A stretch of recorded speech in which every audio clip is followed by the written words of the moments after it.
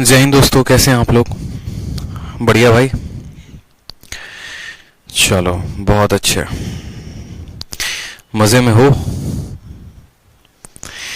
ठीक है, तो आप लोगों की जो ट्रायंगल की टाइप्स ऑफ ट्रायंगल की जो शीट थी वो तो काफ़ी पहले अपलोड हो गई थी और उसके क्लास नोट्स को भी मैंने अपलोड करवा दिया है। ठीक है एक बार आप चेक कर लेंगे।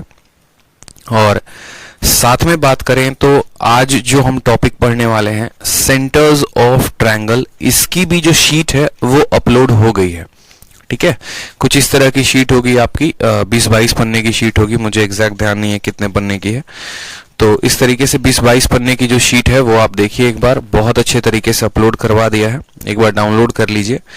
उसमें सभी थ्योरी के जितने भी पार्ट्स हैं मैंने दे रखे हैं कि सेंटर्स ऑफ ट्रायंगल में हमें क्या क्या पढ़ना है। जैसे इन सेंटर पढ़ना है, सर्कम सेंटर, सेंट्रोइड, और उसके बाद जो है ऑर्थो सेंटर। इस तरीके से टोटल कुल मिलाकर हमें 4 पॉइंट पढ़ने हैं और इसके बारे में पूरी की पूरी शीट है। पहले सबके बारे में थोड़ी थोड़ी थ्योरी दी गई है, फिर उसके बाद में सबके क्वेश्चंस दिए गए हैं। ठीक है, अच्छे तरीके से, काफी अच्छे तरीके से पहले थ्योरी, फिर एग्जाम्पल्स और फिर उसकी प्रैक्टिस शीट है। समझ में आ गया बात?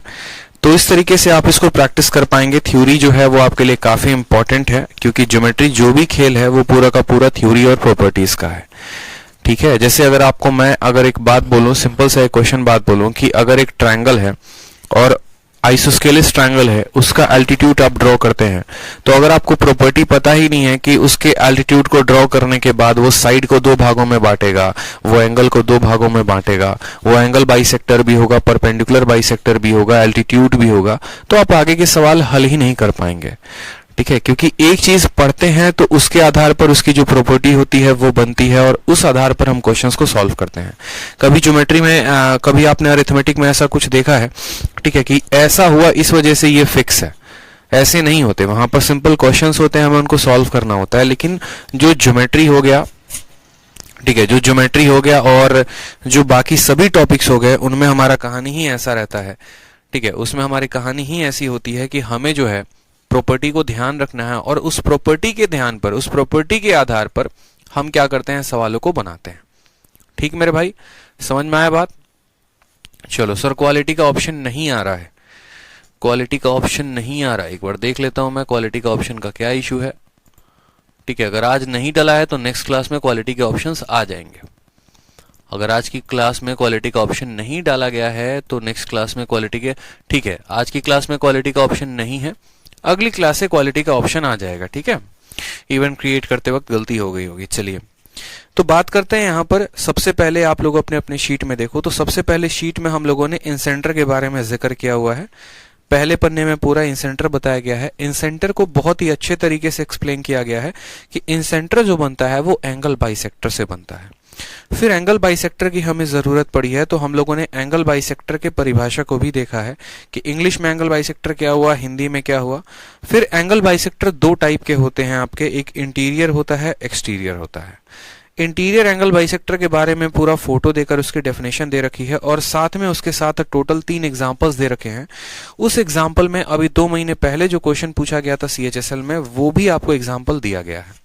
ठीक है, फिर हम बात करेंगे एक्सटर्नल एंगल बाइसेक्टर की। उस एक्सटर्नल एंगल बाइसेक्टर पे आपको जो है पूरी की पूरी थ्योरी दी गई है, प्रॉपर्टी दिया गया है, फॉर्मूला दिया गया है, प्रूफ भी किया गया है उसको, और उसके साथ उसके ऊपर 2 एग्जांपल दिए गए हैं, जिसमें एग्जांपल नंबर 6 CGL 2020 टीयर 1 का क्वेश्चन है जो 2 महीने पहले अभी जस्ट हुआ था।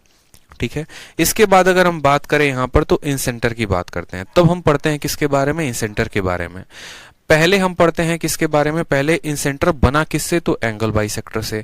एंगल बाइसेक्टर क्या होता है, एंगल बाइसेक्टर के कितने टाइप होते हैं, तो 2 टाइप होते हैं।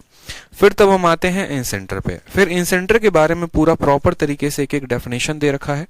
ठीक है, और उसके बाद उसकी प्रॉपर्टीज दे रखी हैं। कोई भी चीज होती है तो पहले उसकी परिभाषा क्या होती है और उसके होने के बाद बाकी चीजों पर प्रभाव क्या पड़ता है। ठीक है, अब इंसेंटर में अगर आगे बढ़ेंगे तो आपको इंसेंटर का एंगल निकालना होगा, तो कैसे निकालेंगे। फिर उसके बाद उसके जो है इन रेडियस निकालना होगा, तो कैसे निकालेंगे। तो उस पर्टिकुलर एंगल के लिए हमारे 2 प्रीवियस ईयर के क्वेश्चन दिए गए हैं, एक प्री का दिया गया है और एक मेंस का दिया गया है, ताकि आप इंसेंटर के सवाल को बना पाए, जो एंगल निकालने वाला क्वेश्चन हो गया। फिर उसके बाद अगर हम बात करें तो इंसेंटर के अलावा एक एक्स सेंटर भी होता है और उस एक्स सेंटर के कारण एक एक्स रेडियस भी होता है। जिसके बारे में बहुत कम पढ़ाया जाता है, लेकिन उसके ऊपर भी मैंने शीट में 3 एग्जांपल्स दिए हैं ताकि वो भी आप कंप्लीट कर पाए। फिर प्रॉपर्टी नंबर जब 5 में जाएंगे तो उसमें आपको ये बताया गया है कि एरिया का जो रेशियो होता है वो वही होता है जो साइड्स के रेशियो होते हैं, क्योंकि इन रेडियस जो है वो हर जगह पर कट जाता है। फिर प्रॉपर्टी नंबर जब 6 में जाएंगे तो वो सबसे इंपॉर्टेंट प्रॉपर्टी है इन सेंटर का, प्रॉपर्टी नंबर 6, जहां पर ये कहा गया है कि incentre divide each angle bisector in the ratio of length of sum of 2 adjacent side and opposite side. इसको एकदम स्टार कर लीजिएगा प्रॉपर्टी नंबर 6 को, बहुत ही इंपॉर्टेंट प्रॉपर्टी है प्रॉपर्टी नंबर 6 किसका, इन सेंटर का। ठीक है, और फिर उसके ऊपर एक एग्जाम्पल दिया गया है। फिर इन सेंटर पढ़ लिया तो इन सेंटर के बाद हमारा आता है इन रेडियस, कि हम इन रेडियस को कैसे निकालते हैं।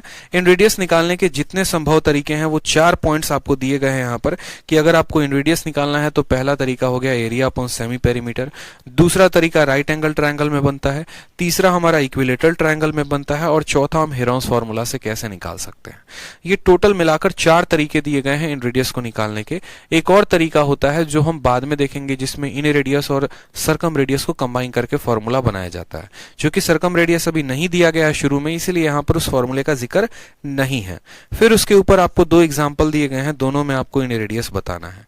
फिर उसके बाद हम आते हैं सरकम सेंटर पे।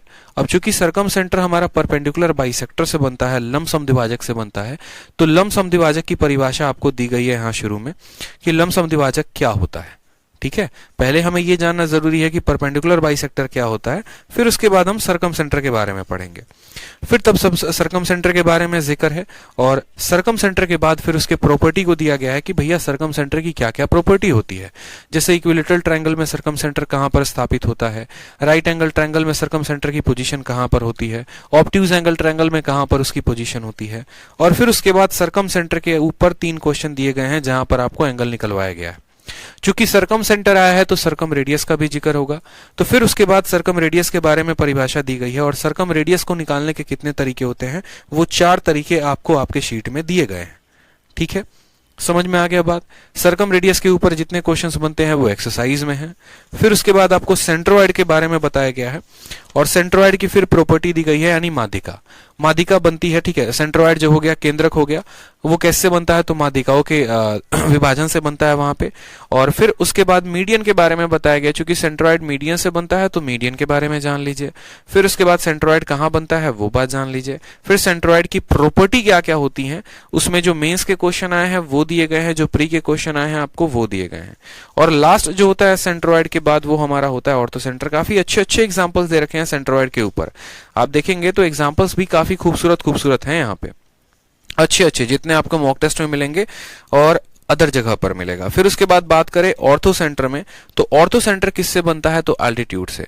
फिर वहां पर एल्टीट्यूड की परिभाषा दी गई है, और उसके बाद ऑर्थो सेंटर की पूरी शीट आपको दी गई है वहां पर कि ऑर्थो सेंटर क्या होता है, कैसे होता है, बनता है तो कैसे बनता है, एक एक एग्जाम्पल वहां पर दिया गया है पर्टिकुलर तरीके से।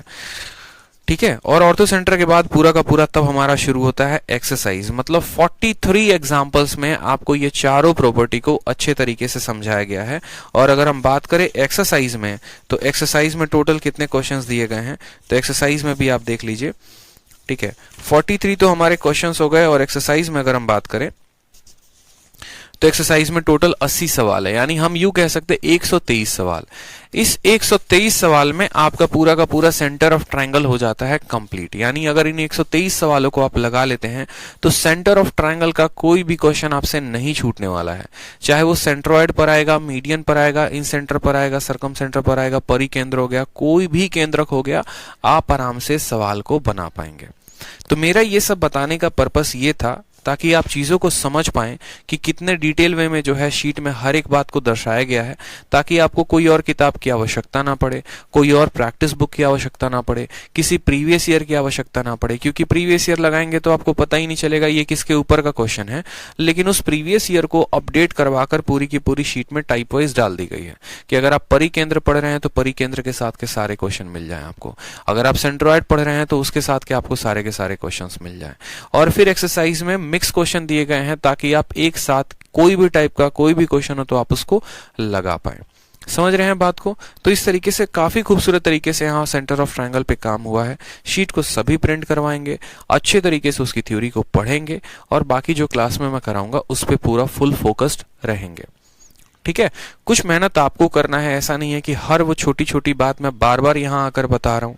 पहले दिन भी बताया था एल्टीट्यूड क्या होता है, आज भी फिर एल्टीट्यूड को दोबारा से मैं यहाँ पर प्रूफ कर रहा हूँ। वो चीजें नहीं होनी चाहिए, नहीं तो पता चलेगा कि 2 साल लग जाएंगे ज्योमेट्री खत्म होने में। ठीक है, तो इस बात का ध्यान रखिए, मन लगाकर जो है आपको भी सभी चीजों को कंप्लीट करना है। हर शीट एक दूसरे से संबंधित है। अगर आपका ये वाला पॉइंट या सेंटर ऑफ ट्रायंगल कंप्लीट नहीं होगा तो फिर सर्कल में मुझे काफी दिक्कत आएगी आपको पढ़ाने में, क्वाड्रिलेटरल में आपको काफी परेशानी होगी पढ़ने में।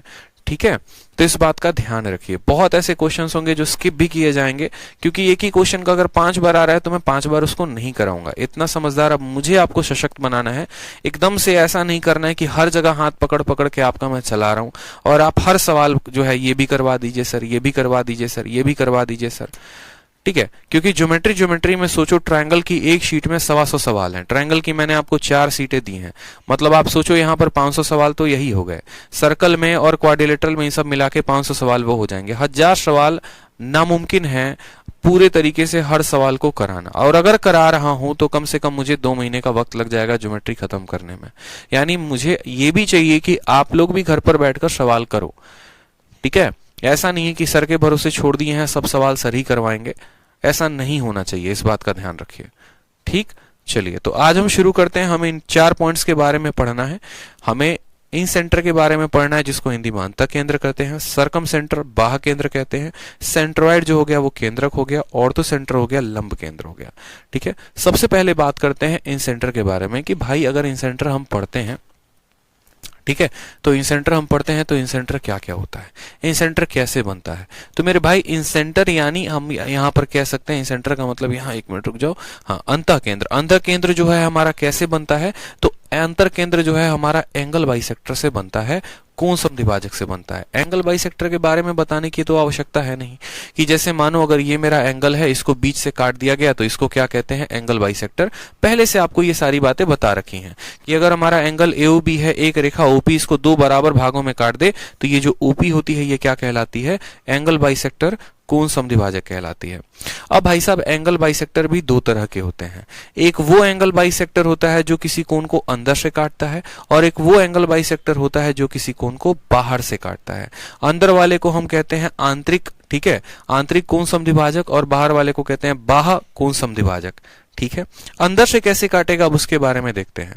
जैसे अगर मान लीजिए यहां पर मैं बात करूं कि एक छोटा सा हमारा क्या हो गया, त्रिभुज हो गया, त्रिभुज ABC, और त्रिभुज ABC में क्या हो गया, एक AD नाम की रेखा है जिसने क्या किया है, एंगल A को 2 बराबर भागों में बांटा है।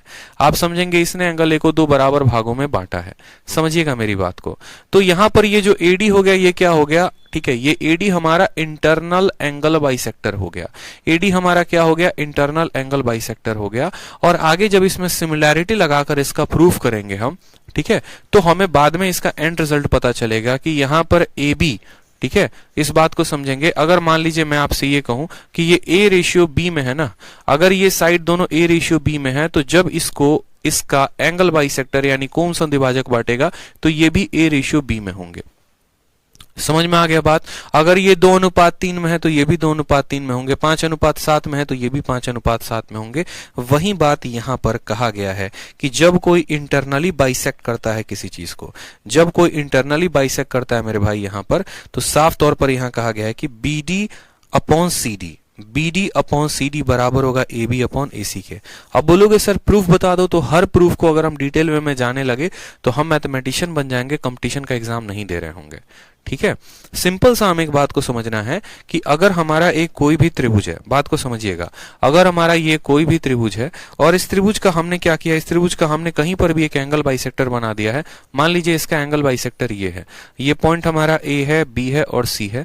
इसको हमने कहा कि देखो ये A है, जैसे मानो A के सामने A हो गया, B के सामने B हो गया, C के सामने C हो गया। ठीक है, यहां पर जो हमारा ये वाला पॉइंट है ना, इस पॉइंट को हम D कहते हैं। इसने अगर हमारे एंगल को बांट दिया है 2 भागों में, तो अगर ये C/B में है तो ये भी कितना हो जाएगा, C/B बी में हो जाएगा। उसी तरीके से अगर हम एक और इन सेंटर यहाँ से यहाँ पर एंगल बाइसेक्टर को बनाते हैं और वो एंगल बाइसेक्टर को नाम मान लो हम यहाँ पर ई दे देते हैं, तो ये वाले जो दोनों पॉइंट होंगे ये इसी रेशियो में होंगे जिस रेशियो में ए और सी है। यानी यहाँ पर हम कह सकते हैं कि ए के सामने ए आ जाएगा और सी के पास कौन आ जाएगा, सी आ जाएगा। इसी तरीके से जब आप यहाँ पर ड्रॉ करेंगे तो सामने वाली भुजा को बी अनुपात ए में बांटा जाएगा। इस बात का हमको ध्यान रखना है। ये क्या हो गया, तो इंटरनल एंगल बाइसेक्टर। ठीक है, यहां पर हो गया कि अंदर वाला जो है ना, ठीक है, आंतरिक कोण समद्विभाजक हो गया यहाँ पे। अब इसके ऊपर कुछ प्रश्न दिए गए हैं। सबसे पहला एग्जांपल समझिए आप। सबसे पहला एग्जांपल आपके सामने है आंतरिक कोण समद्विभाजक के ऊपर, इंटरनल एंगल बाइसेक्टर के ऊपर। सवाल में आपको क्या कहा गया, बड़ा सिंपल सवाल है, आप सभी इसका उत्तर दे पाएंगे एक बार में ही। अगर आपने प्रॉपर्टी पढ़ ली तो आप आंसर दे पाओगे, प्रॉपर्टी नहीं याद है आंसर नहीं दे पाओगे। सिंपल सा बात है भाई। ठीक है, ज्योमेट्री में सारा खेल प्रॉपर्टी का ही है और कुछ नहीं है। सवाल में कहा गया कि आपको एक त्रिभुज बनाना है। आपने कहा ठीक है सर, हमने बना दिया। इस त्रिभुज का जो नाम है वो हमारा एबीसी है, जहां पर AB का लेंथ कितना है, 3 है, AC का लेंथ कितना है, 4 है। कहा गया है कि एंगल जो है ना, ठीक है, and the bisector AB, angle A का जो कोण समद्विभाजक है, एंगल A का जो कोण समद्विभाजक है वो हमारा कहां पर मिलता है, तो वो हमारा BC पर मिलता है। और इस कोण समद्विभाजक को हम D कहते हैं। इस कोण समद्विभाजक को हम क्या कहते हैं, डी कहते हैं। हमसे पूछा गया है बताओ अगर यहाँ पर एडी कोण समद्विभाजक है तो यहाँ पर बीडी और डीसी का रेशियो क्या होगा। तो कितना आसान सवाल है बताओ, जिस अनुपात में ये होंगे उसी अनुपात में हमारा क्या होगा, बीडी और डीसी होगा। कैसे, तो चूंकि यहाँ पर क्या है, एडी एंगल बाइसेक्टर है और एंगल बाइसेक्टर सामने वाली भुजा को उसी अनुपात में बांटता है जिस अनुपात में उसके बाकी दोनों एडजेसेंट भुजाएं होती हैं। यानी 3:4 क्या होगा, इसका करेक्ट आंसर होगा। ठीक है, चलिए अगला एग्जांपल देखिए जो आपके CHSL 2020 में पूछा गया है। क्वेश्चन में कहा गया है ABC एक राइट एंगल ट्रायंगल है जहां पर उसका राइट एंगल कहां पर है, तो B में है। तो आप यहां पर बनाते हैं कि चलो भैया ये राइट एंगल ट्रायंगल है और यहाँ पर हमने कहां पर बनाया है, इसका राइट एंगल B पर बनाया है। तो ये पॉइंट हमारा A हो गया, B हो गया और C हो गया। ABC राइट एंगल ट्रायंगल है। D नाम का पॉइंट AC के ऊपर है। मान लीजिए यहाँ पर हमने क्या कहा, D नाम का एक पॉइंट को बना दिया जहां पर AD की जो लंबाई है वो कितनी दे रखी है, 12 दे रखी है। CD की लंबाई कितनी दे रखी है, 16 दे रखी है। कहा गया BD एंगल ABC को बाइसेक्ट करता है, मतलब यहाँ पर ये क्या है, कोण समद्विभाजक है। ये जनाब क्या है, कोण समद्विभाजक है। सामने वाले कोण को बराबर बराबर भागों में बांटते हैं, सामने वाले कोण को बराबर बराबर भागों में बांटते हैं। तो हमसे कहा गया है पूरे त्रिभुज का पेरीमीटर क्या होगा। बहुत अच्छा सवाल है, पूरे त्रिभुज का पेरीमीटर क्या होगा, पूरे त्रिभुज का जो है यहाँ पर परिमाप क्या होगा। तो हमने यहाँ पर समझा बड़े अच्छे तरीके से, ये 12 और 16 है। तो जरा इनका अनुपात देखो तो ये किस अनुपात में है, तो बोलेंगे सर ये 3:4 में है। 4 से काटेंगे 3 बार में, 4 से काटेंगे 4 बार में। अगर ये 3:4 में है तो ये भी 3:4 में होंगे, क्योंकि ये जो कोण समद्विभाजक है ये सामने वाले को उसी अनुपात में बांटता है जिस अनुपात में इसकी भुजाएं होती हैं। तो आप बोलोगे सर ये 3x है और ये 4x है, ये 3x है और ये 4x है। आप मुझे खुद बताओ कि चूंकि ये राइट एंगल ट्रायंगल है, अगर ये 3 होगा ये 4 होगा तो ये पूरी की पूरी भुजा कितनी होगी, 5x होगी। बोलो हाँ या ना, कितनी होगी, तो बोलोगे सर 5x होगी। ठीक है, अब ये 5x का मान कितना है, तो 12 और 16 28 है। यानी हम ये कह सकते हैं ये जो 28 है ये कितने का मान है, तो ये 5x का मान है। ये 3 है, ये 4 है, तो पाइथागोरियन ट्रिपलेट के हिसाब से ये 5 हो गया। 5 का मान सवाल में कितना दे रखा है, 28। यानी ये जो 28 है ये 5 का मान है और हमें कितने का मान पता करना है, तो हमें इस पूरे त्रिभुज का पेरीमीटर पता करना है। पेरीमीटर मतलब परिमाप। ये 5 है और ये 4 है और ये 3 है, तो 5 और 4 9, 9 और 3 कितना हो गया, तो 12 हो गया। 5x का मान दिया गया है, 12x का मान पता करना है। बहुत आसान है। ठीक है, 12 8 96 का 6, 9 हाथ में, 12 दूनी 24 और 9 33। ठीक है, कितना आ गया, 336 और 336 बटे, हम ये कह सकते हैं x से x आपका खत्म हो गया, 336 बटे 5 जिसको आप ये कह सकते हो 6 दूनी 12। ठीक है, और यहाँ पर 67.2 जो होगा वो क्या होगा, करेक्ट आंसर होगा ऑप्शन नंबर डी। जब भी किसी संख्या को 5 से भाग करना हो तो उसको 2 से गुना करके दशमलव लगा देना या 2 से गुना करके 10 से भाग कर देना।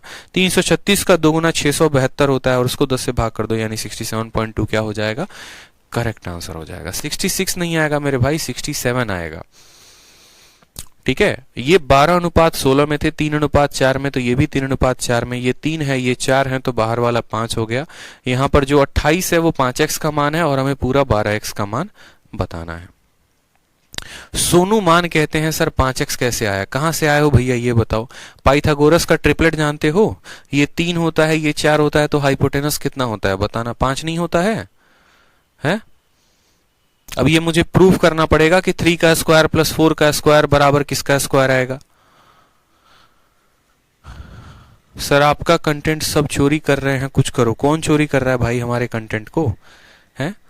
कोई चोरी भी कर रहा है तो करने दो, क्या दिक्कत है? पढ़ा रहे हैं बच्चे, पढ़ाने दो।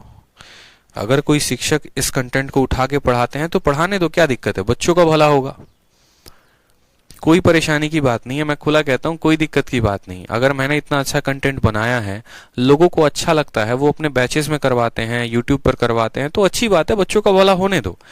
अल्टीमेट बनाया किस वजह से? ताकि बच्चों का बेनिफिट हो। मैं ना पढ़ाऊं, कोई और पढ़ाए, अच्छी बात है ना। मैं तो पढ़ा ही रहा हूं, अगर किसी और तरीके से वो बच्चों तक पहुंच रहा है तो अच्छी बात है, इससे बच्चों का भला हो रहा है, होने दो, क्या दिक्कत है? ठीक है, जाने दो।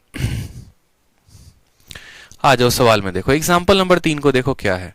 त्रिभुज एबीसी में एडी जो है एंगल ए को बाइसेक्ट करता है, कहां पर? ठीक है, और बीसी जो है वो डी को बाइसेक्ट करता है।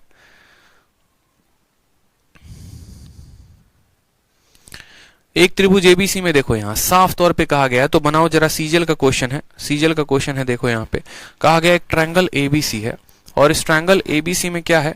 तो ट्रायंगल एबीसी में अगर हम बात करें तो ये ट्रायंगल ए हो गया, बी हो गया, सी हो गया। एडी जो है वो एंगल ए को बाइसेक्ट करता है। ये एडी हमारा क्या है? तो कोण समद्विभाजक है। किसका कोण समद्विभाजक है? तो कोण ए का कोण समद्विभाजक है। वो बीसी को कहां पर काटता है? तो डी पर काटता है। अगर हमारा बीसी का जो मान है ना, ये बीसी का मान माय डियर कितना है? ए दे रखा है, और हमसे एसी का मान भी दे रखा है कि ये हमारा बी है, ए बी का मान भी दे रखा है कि सी है। सी के सामने सी, ए के सामने ए, बी के सामने बी हो गया। तो हमसे बीडी का मान पूछता है। ये बहुत अच्छा प्रश्न आप लोगों से पूछा गया है। आपसे बीडी का मान पूछा गया, बहुत अच्छा। चूंकि यहां पर जो है, ठीक है, समझ में आ गया, बहुत अच्छा। यहां से आपसे पूछा गया है कि भाई साहब ये बीडी का मान कितना होगा। सिर्फ बीडी नहीं, आपसे डीसी का भी मान पूछा जा सकता है। आगे चलकर देखो क्या होता है। अगर हम बात करते हैं किन सेंटर में ना, तो समझेंगे। अभी तो सिर्फ आप एंगल बाइसेक्टर पढ़ रहे हो, समझना मेरी बात को। आपको क्या क्या पढ़ना है वो देखो। ये आपका एक त्रिभुज है एबीसी नाम का, और इस त्रिभुज में क्या होता है कि एक रेखा होती है जो इसको जो है, इसका कोण समद्विभाजक, इसको सामने वाली भुजा को मान लो टच कर रहा है, काट रहा है, और इसके कोनों को बराबर भागों में बांटता है। यदि ए के सामने का मान ए है, बी के सामने का मान बी है, सी के सामने का मान सी है, तो पहला क्वेश्चन आपसे ये पूछा जाता है कि बताओ बीडी का मान कितना होगा। ठीक है, दूसरा क्वेश्चन आपसे ये पूछा जाता है बताओ डीसी का मान कितना होगा, और तीसरा क्वेश्चन आपसे ये पूछा जाता है कि बीडी अपॉन डीसी का मान कितना होगा, ये बता दीजिए। ये क्वेश्चन नंबर ए आ जाएगा, क्वेश्चन नंबर बी आ जाएगा, क्वेश्चन नंबर सी आ जाएगा। ये 3 सवाल पूछे जाएंगे। फिर आगे चलकर जब आप इंसेंटर पढ़ेंगे और यहां पर इंसेंटर आई बन जाएगा, तो आपसे एआई का भी मान पूछा जाएगा, आपसे आईडी का भी मान पूछा जाएगा, और आपसे एआई अपॉन आईडी का भी मान पूछा जाएगा। लेकिन वो तब जब हम इंसेंटर पढ़ेंगे। अभी हम एंगल बाइसेक्टर पढ़ रहे हैं। एंगल बाइसेक्टर में भी कौन सा एंगल बाइसेक्टर? इंटीरियर पढ़ रहे हैं। तो इंटीरियर पढ़ रहे हैं, आंतरिक पढ़ रहे हैं। तो अभी हम देखते हैं कि यहां पर हम बीडी का मान कैसे निकालेंगे। ठीक है, आप मेरी बातों को समझो। जैसा कि मैंने आपको कहा कि ये पॉइंट अगर सी है और ये पॉइंट हमारा बी है, ठीक है, या इसकी लंबाई सी हो गई, इसकी लंबाई बी हो गई, और यहां पर ये कोण समद्विभाजक है, तो अगर ये सी अनुपात बी में है तो ये भी हमारा किस अनुपात में होगा? तो बोलेंगे सर ये भी सी अनुपात बी में होगा, ये भी सी अनुपात बी में होगा। कोई दिक्कत की बात यहां पे? ये भी सी अनुपात बी में होगा। यानी यहां पर हम ऐसा कह सकते हैं कि जो हमारा ये BC है, जो हमारा ये BC है, यहां B से लेकर C तक का जो मान है वो कितना है? तो B प्लस C यूनिट है।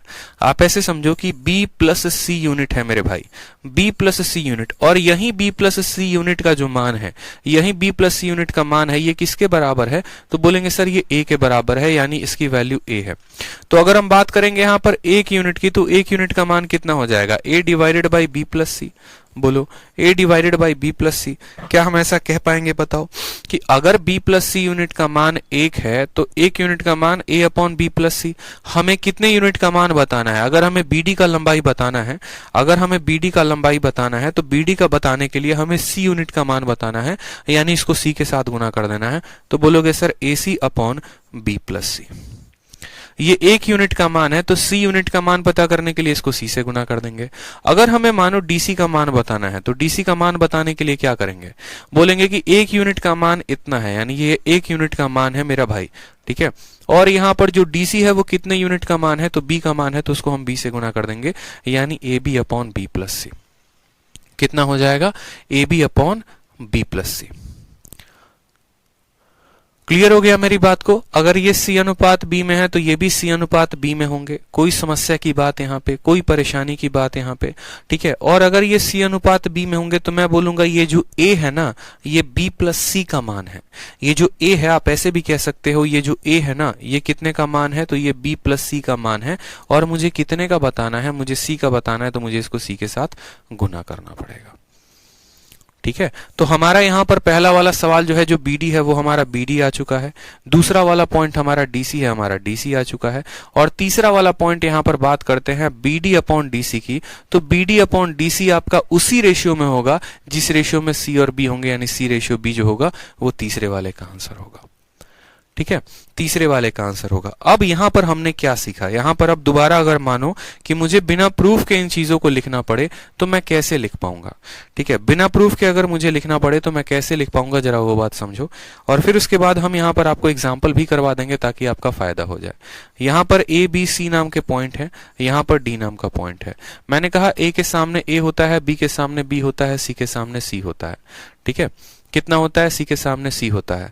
अगर मुझे ये BD लिखना है ना माय डियर, तो देखो ये BD लिखने का सबसे आसान तरीका आप ऐसे समझो कि देखो ये कितने का मान है, तो A का मान है, और यही A सामने वाली भुजा के अनुपात में बढ़ता है, यानी ये B प्लस C का मान है। हमें कितने का बताना है, तो हमें C का बताना है, तो C से गुना कर देंगे। उसी तरीके से ये जो DC है, ठीक है, क्योंकि ये C रेशियो B में है, इस बात को ध्यान रखो। अब ये जो A है ना, ये जो A है मेरे भाई, ये कितने का मान है, तो बोलोगे सर ये A B प्लस C का मान है।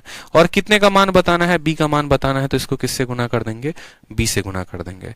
ऐसा मैं क्यों करने को कह रहा हूं, देखो कल के दिन अगर मानो यहां पर एक और समद्विभाजक हम यहां पर लगा दें, और ये समद्विभाजक को जो है मान लो यहां पर ये D पॉइंट है, इसको E पॉइंट का नाम दे दिया जाए।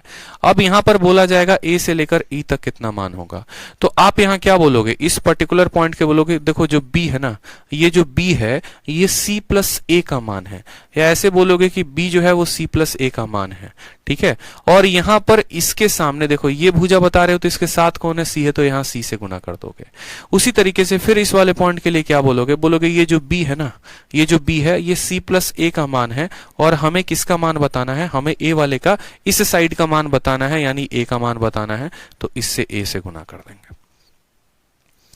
समझ में आ गया बात, यानी आप यहां पर लिख सकते हो कि ये AB अपॉन कितना है, देखो ये पूरा का पूरा लेंथ अगर B है, तो बोलोगे जो B है वो कितने का मान है, A प्लस C का मान है। मुझे यहाँ पर कितने का मान बताना है, यहाँ पे मुझे पूरा का पूरा A का मान बताना है, यानी B हो जाएगा। उसी तरीके से एक और कौन सा द्विभाजक अगर आप यहां से यहां तक लगाते हैं, एक और कौन सा द्विभाजक यहां बनाते हैं आप, ठीक है। और फिर उसके बाद आपसे पूछा जाता है कि बताओ अगर ये पॉइंट तुम्हारा जो है, ये पूरा का पूरा वैल्यू जो है तुम्हारा C है, और ये पॉइंट तुम्हारा F है, तो A से लेकर F तक कितना होगा। तो गौर से देखेंगे यहाँ पर ये जो AF वाला पॉइंट होगा ये कितना होगा, तो आप बोलोगे सर ये पूरा का पूरा लंबाई कितना है, C है, और वही C किस में बटा है, तो वही C हमारा जो है वो A प्लस B का मान है, यानी ये जो C है ये कितने का मान है, A प्लस B का।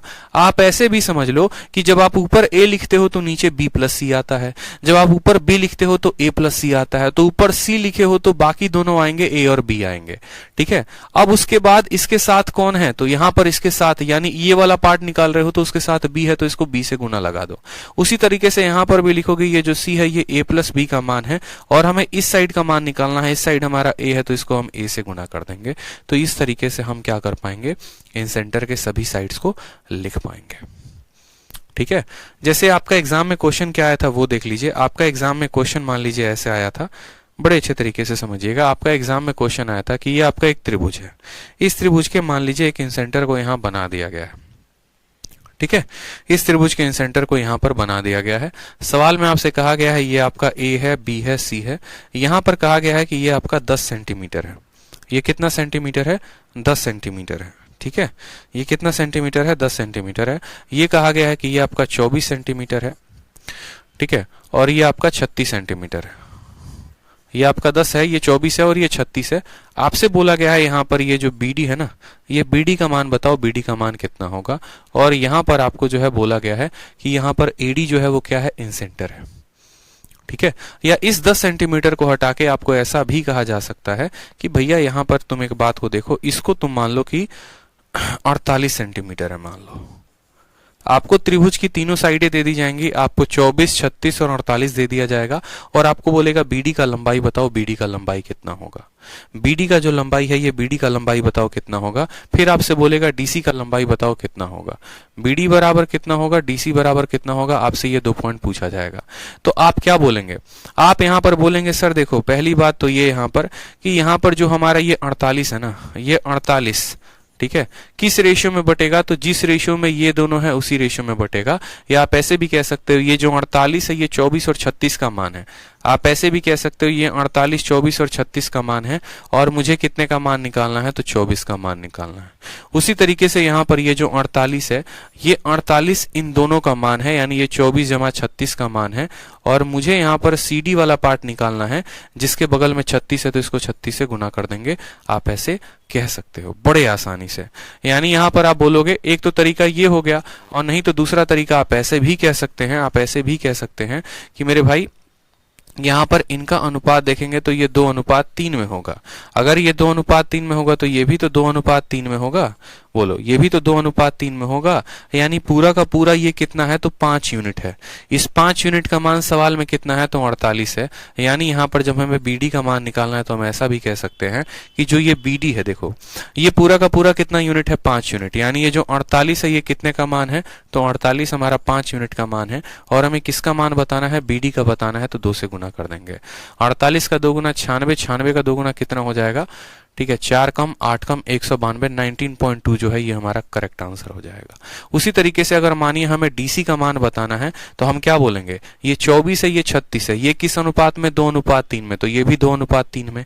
यानी ये जो तुम्हारा 48 है ये कितने का मान है, तो ये तुम्हारा 5 का मान है। और हमें कितने का मान बताना है, 3 का मान बताना है। यहाँ पे कितने का मान बताना है, 3 का मान बताना है। 8 तिरके 24, 4 3 12 2 14, 144/5 यानी बोलेंगे 28.8 जो होगा क्या होगा, इसका करेक्ट आंसर होगा। या 48 में से 19.2 को भी घटा दोगे तो भी तुम्हारा 28.8 आ जाएगा।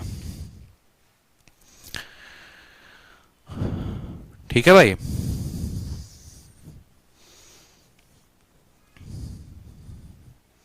कोई समस्या की बात यहाँ पे, कोई समस्या की बात बताओ। तो जो हमारा सवाल यहां पर दिया गया था, कहा गया था BD का मान बताइए, BD कितना होगा। तो अब आप समझ पाए कि BD का मान कितना होगा, बताइए। बोलेंगे सर देखो, अगर ये C/B में है तो ये भी C/B में होगा। यानी ये जो A है ये पूरा कितना का वैल्यू है, B+C का वैल्यू है। सर कितने का वैल्यू है, B+C का। और हमें BD बताना है, BD कितना यूनिट है, सर C यूनिट है। यानी C का मान बताना है, तो AC/B+C, AC/B+C। 1 सेकंड में आप आंसर टिक करते, ऑप्शन नंबर जो A होता वो क्या होता, करेक्ट आंसर होता। अगर आप CGL का पेपर उस समय दे रहे होते तो आपका 2 नंबर वहीं पर पक्का हो जाता। ठीक है, चलिए आ जाइए। उसके बाद बात करते हैं एग्जाम्पल नंबर 4 में। एग्जाम्पल नंबर 4 में देखिए क्या कहा गया है। एक त्रिभुज ABC है, AD जो है एंगल BAC का बाइसेक्टर है। बनाइए यहां पर त्रिभुज को। ठीक है, एक यहाँ पर त्रिभुज हमारा दिया गया है बड़े अच्छे तरीके से। और सवाल में हमसे कहा गया है कि ये आपका ABC नाम का जो है वो क्या है, त्रिभुज है, जहां पर AD जो है बाइसेक्टर है BAC का। तो यहाँ पर इसका बाइसेक्टर यानी कोण समद्विभाजक को भी बना लीजिए कि ये जो आपका AD है ये कोण समद्विभाजक है। ठीक है, सवाल में हमसे कहा गया है जो AC का मान है वो कितना है, तो AC का मान यहाँ पर 21 है। उसके अलावा हमसे BC का मान कहा गया है कि BC का मान भैया 12 है। समझ में आ गया बात। और उसके अलावा BD का मान हमसे दिया गया है कि ये 2 है। ठीक है, 2 सेंटीमीटर लेस देन DC, यानी ये DC से 2 सेंटीमीटर लेस है। ये DC से कितना है, तो इससे 2 सेंटीमीटर लेस है। यानी आप ऐसा कह सकते हो, अगर ये x है तो ये कितना हो जाएगा, ये x-2 हो जाएगा। ठीक है, तो हमसे AB का मान पूछा गया है, AB का मान बता दो, AB का मान कितना होगा। समझिएगा मेरी बात को। सवाल में आपसे क्या कहा गया है, सवाल में आपसे ये कहा गया है कि ये 21 है, ये 12 है, ये x है, इससे 2 सेंटीमीटर कम है। तो आप मुझे बताओ यहाँ पर जो AB होगा, ठीक है, जो AB होगा यहाँ पर उसका मान कितना होगा, जो AB होगा उसका मान कितना होगा। यही तो कहा गया है ना मेरे भाई।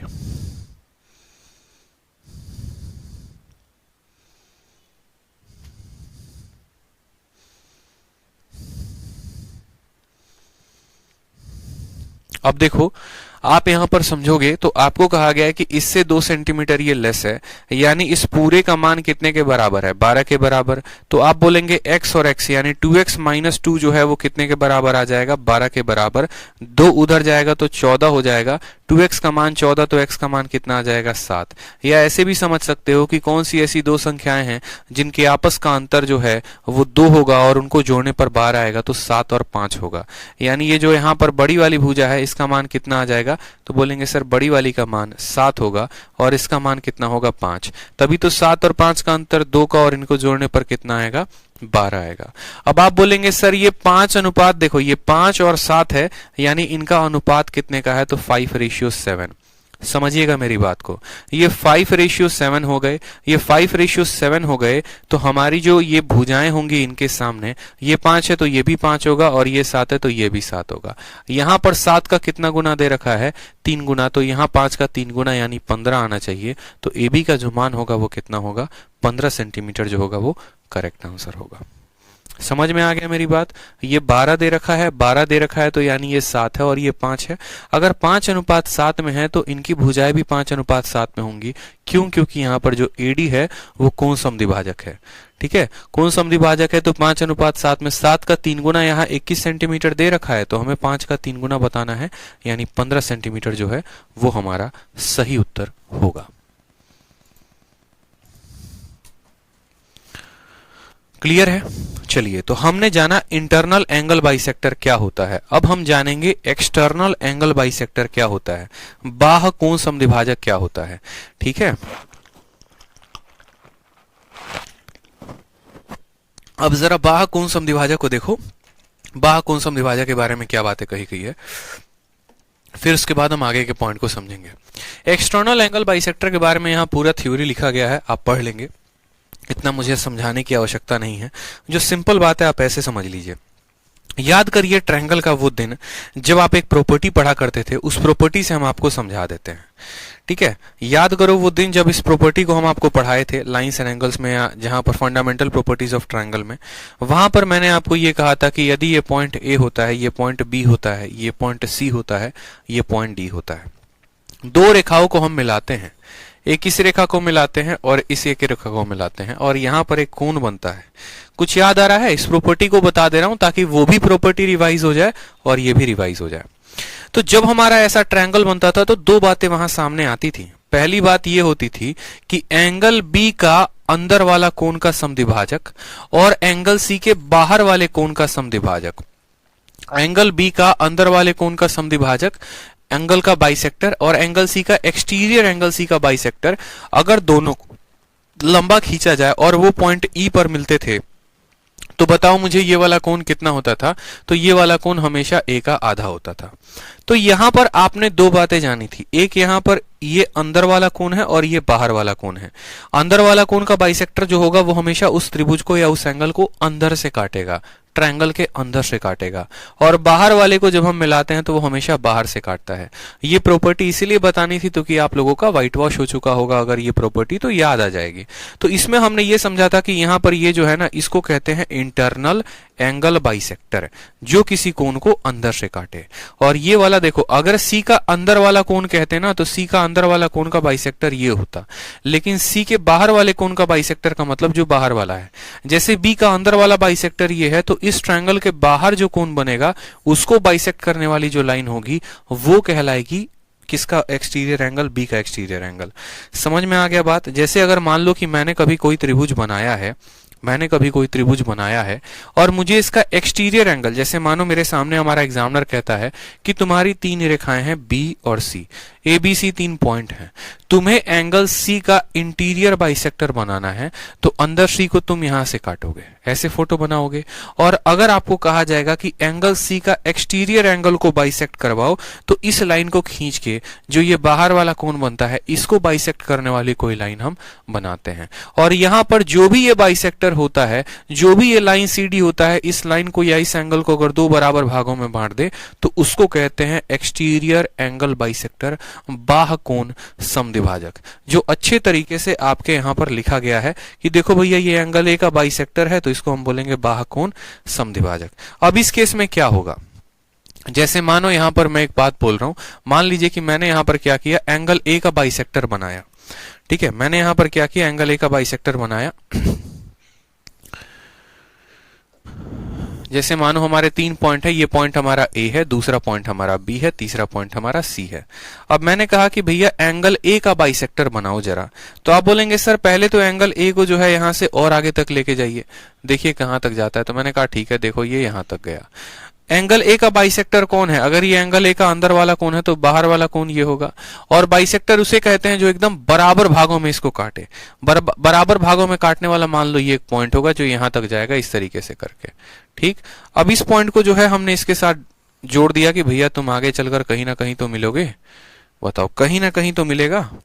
तो अब जरा देखते चलो, यहां पे मान लो ये पॉइंट आगे चलकर किस पे मिलते हैं, डी पर मिलते हैं। मेरी बात को समझिएगा, एंगल ए का बाहर वाला कोण का समद्विभाजक, ये वाला कोण का समद्विभाजक अगर पॉइंट डी पर मिलता है ना, अगर पॉइंट डी पर मिलता है तो याद रखेंगे हम वो बात, कौन सी बात, कि भैया अगर ये भुजाओं का अनुपात हमारा ए अनुपात बी है, अगर इनका अनुपात ए अनुपात बी है, इस बात को ध्यान रखेंगे, तो हमारा बी से लेकर डी तक, बी से लेकर डी तक, ठीक है, ये किस रेशियो में होगा, ए में होगा। और फिर सी से लेकर डी तक ये किस रेशियो में होगा, तो ये रेशियो बी में होगा। समझ में आ गया। अगर ये ए अनुपात बी में है तो ये भी ए अनुपात किस में होंगे, बी में होंगे। आप इसको याद करने के लिए पता है कैसे काम कर सकते हो, देखो आप चाहे अंदर का बाइसेक्टर बनाओ चाहे बाहर का बनाओ, समझना मेरी बात को, मैं आपके लिए 2 ट्रायंगल लिखता हूं, ठीक है, और दोनों का लिखने का जो तरीका होगा ना, जो फॉर्मूला होगा वो सेम होगा। एक ये वाला जहां पर ये डी नाम का पॉइंट अंदर आता है, ठीक है, डी नाम का पॉइंट अंदर आता है। दूसरा वाला हमारा ये ट्रायंगल हो गया जहां पर आपका, ठीक है, दूसरा वाला हमारा ये ट्रायंगल हो गया जहां पर ये एंगल ए का समद्विभाजक कहीं दूर जाकर मिले, तो इसको कहते हैं ए बी सी डी। फर्क बस इतना है कि यहाँ पर डी जो है वो अंदर है और यहाँ पर डी जो है वो बाहर है। अंदर आता है तो इंटीरियर एंगल बाइसेक्टर कहते हैं और बाहर चला जाता है तो एक्सटीरियर एंगल बाइसेक्टर कहते हैं, और कुछ खास फर्क नहीं है। दोनों का जो फॉर्मूला होता है वो सेम होता है, सेम फॉर्मूला होता है, लिखने का तरीका भी सेम होता है। अगर कभी आप कंफ्यूज हो जाओ तो आप इस हमेशा फॉर्मूला को ध्यान रखना। फॉर्मूला क्या होता है कि ए बी अपॉन ए सी, ठीक है, ए बी अपॉन ए सी हमेशा दोनों के लिए, A B upon A C, A B upon A C दोनों के लिए बराबर होगा बी से लेकर डी तक और सी से लेकर डी तक, हमेशा बी से लेकर डी तक और सी से लेकर डी तक। अब चाहे ये डी जनाब अंदर हो चाहे ये डी जनाब बाहर हो, यही फॉर्मूला दोनों में लागू होता है, बस इसके रूप रंग बदल जाते हैं। जैसा कि कल मैंने आप लोगों को पढ़ाया था कि शिफ्टिंग याद करो, तो शिफ्टिंग में क्या करो, एक पल के लिए इस डी पॉइंट को अंदर उठा के लेके चले आओ, इस डी पॉइंट को वहां से उठा के अंदर लेके चले आओ, तो ये एक्सटीरियर की जगह इंटीरियर बन जाएगा। और इंटीरियर का फॉर्मूला क्या होता है, ए बी अपॉन ए सी बराबर B D upon C D. तो जब ये एक्सटीरियर भी बनेगा ना तो आपको ध्यान रखना है ए बी बटे में ए सी बराबर होगा वर्टेक्स बी से डी तक की दूरी और वर्टेक्स सी से डी तक की दूरी। यही बात यहां पर लिखा गया है। यहां पर अगर आप इसको ऐसे समझ सकते हैं तो ऐसे समझ लीजिए, या आप इसको ऐसे समझना चाहते हैं तो आप ऐसे भी कह सकते हैं कि ए बी अपॉन जो ए सी होगा, ए बी अपॉन जो ए सी होगा वो बराबर बी डी और सी डी बराबर होगा किसके, तो B D upon C D के। दोनों में सेम ही फॉर्मूला लगता है, बस दोनों के चित्र अलग अलग होते हैं। एक अंदर बाइसेक्ट करता है, समद्विभाजित करता है, और एक बाहर समद्विभाजित करता है। बाकी फॉर्मूले में कोई डिफरेंस नहीं होता। जो इन दोनों भुजाओं का अनुपात होता है ना, वही बी से लेकर डी तक का और सी से लेकर डी तक का अनुपात होता है, ठीक है, वही बी से लेकर डी तक और सी से लेकर डी तक का जो होता है वो अनुपात होता है। ये बात क्लियर है, आप लोगों को बता दीजिए, ठीक। तो आ जाइए एग्जाम्पल नंबर 5 में। एग्जाम्पल नंबर 5 में आपको क्या कहा गया है वो देखिए। कहा गया है एंगल ई ए डी का 2 गुना, एंगल ई ए और डी का, यानी इसका जो है वो दोगुना है। कौन है? ये सी है। मतलब यहां पर ये बात कही गई है कि ये दोनों के दोनों क्या है? बराबर हैं। अगर मैं बात करूं कि ये थीटा है और इसका दोगुना ये पूरा है, यानी पूरा का पूरा 2 थीटा है, पूरा का पूरा 2 थीटा है और ये जनाब थीटा है, तो मतलब ये क्या हो गए? ये दोनों के दोनों बराबर हो गए। मतलब ये वाली जो रेखा हो गई इनडायरेक्टली कहीं ना कहीं क्या हो गई? कोण समद्विभाजक हो गई। आपको कहीं पर ऐसा नहीं कहा गया है कि कोई आपको जो है एडी जो है वो कौन समद्विभाजक है। आपको इस लाइन से पता करना था। इस लाइन से आपको क्या पता करना था कि इस एंगल का दोगुना इसके बराबर है, मतलब ये दोनों कोण बराबर हैं, ये दोनों कोण बराबर हैं, तो एडी क्या होगा? पक्का कोण समद्विभाजक होगा, पक्का कोण समद्विभाजक होगा। अब सवाल में हमसे बीसी का मान कितना दिया गया है? तो बीसी का मान हमें 40 दिया गया है। बीए का मान कितना दिया गया है? तो बोलेंगे सर 8 दिया गया है। सीडी का मान कितना दिया गया है? तो बोलेंगे सर 24 दिया गया है। ठीक है। और हमसे बोला गया है बताओ एसी का मान कितना होगा। हमसे बोला गया है एसी का मान कितना होगा। मैं आपको क्या कहता हूं, अगर मान लो आपको कुछ भी ध्यान नहीं है, फॉर्मूला तो ध्यान है, आपको एक बात हमेशा ध्यान रखना है, ए बी अपॉन ए सी। आपको ध्यान रखना है ए बी अपॉन में ए सी बराबर होगा बी से वर्टेक्स डी की दूरी यानी बी डी, ठीक है, और सी से वर्टेक्स डी की दूरी यानी सी डी। बात खत्म। ए बी अपॉन ए सी बराबर होगा B D upon C D के। ए बी का मान कितना दिया गया है? तो बोलेंगे सर 8 है। ए सी का मान दिया गया है नहीं, इसी को तो निकालना है। ठीक है। बी डी का मान कितना है? बी से लेकर डी तक 24 और 40 कितना हो गया? तो बोलोगे सर 64 हो गया। सी डी का मान कितना है? तो बोलोगे सर 24 हो गया। ठीक है। 8 से कितनी बार में कटेगा? 8 बार में। 8 से कितनी बार में कटेगा? 3 बार में। ए सी का मान कितना आ जाएगा? 3 सेंटीमीटर आ जाएगा। मौज करो, खुश रहो, ऑप्शन नंबर जो सी है वो करेक्ट आंसर हो जाएगा। ठीक है। इस तरीके से एक्सटीरियर एंगल जो है वो बाइसेक्टर का प्रॉपर्टी लगाकर साइड को निकालने में हमारी मदद करता है। क्लियर हो गया भाई? चलो एग्जाम्पल नंबर 6 देखो, एकदम लेटेस्ट पैटर्न है, एकदम अपडेटेड है आपका। आपसे पूछा गया है सीजल 2020 में। ठीक है। क्या पूछा गया है सवाल में? देखिए बोला गया है आपको एक त्रिभुज एबीसी है जहां पर एबी और एसी का अनुपात 5:2 है, बीसी का मान 9 सेंटीमीटर है, बीए को डी तक खींचा गया है और बाइसेक्टर सीएडी का बीसी पे बनाया गया है। तो आपसे सीई का लेंथ पूछा है। आपसे किसका लेंथ पूछा है? सीई का। तो आराम से बनाएंगे। एक ट्रायंगल बना लीजिए यहाँ पे। ठीक है। एक ट्रायंगल बना लीजिए और कहा गया है बीए को प्रोड्यूस किया गया है डी तक, यानी हम यहां पर इसको लेंगे बी और इसको लेंगे ए। ठीक है।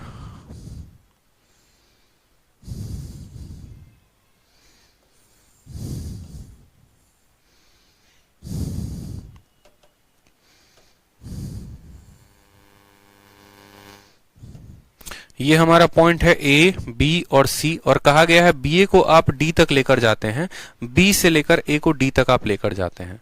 फिर उसके बाद हमसे कहा गया है ए बी ए सी का जो अनुपात है, ए बी और ए सी का जो अनुपात है वो 5x है और मान लीजिए यहाँ पर 2x है। एक पल के लिए मैं x मान ले रहा हूँ।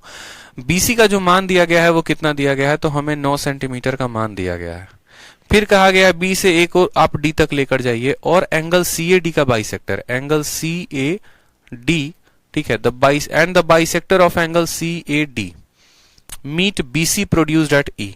बीसी को कहां पर प्रोड्यूस करना पड़ेगा? बीसी को प्रोड्यूस करना पड़ेगा ई पर, और ये भाई साहब यहां पर एक पल के लिए जाकर इनका बाइसेक्टर मिलेगा। ये ज्यादा लफड़ा वाला काम हो गया यार, नंबरिंग जो है ना इनकी बदल देते हैं।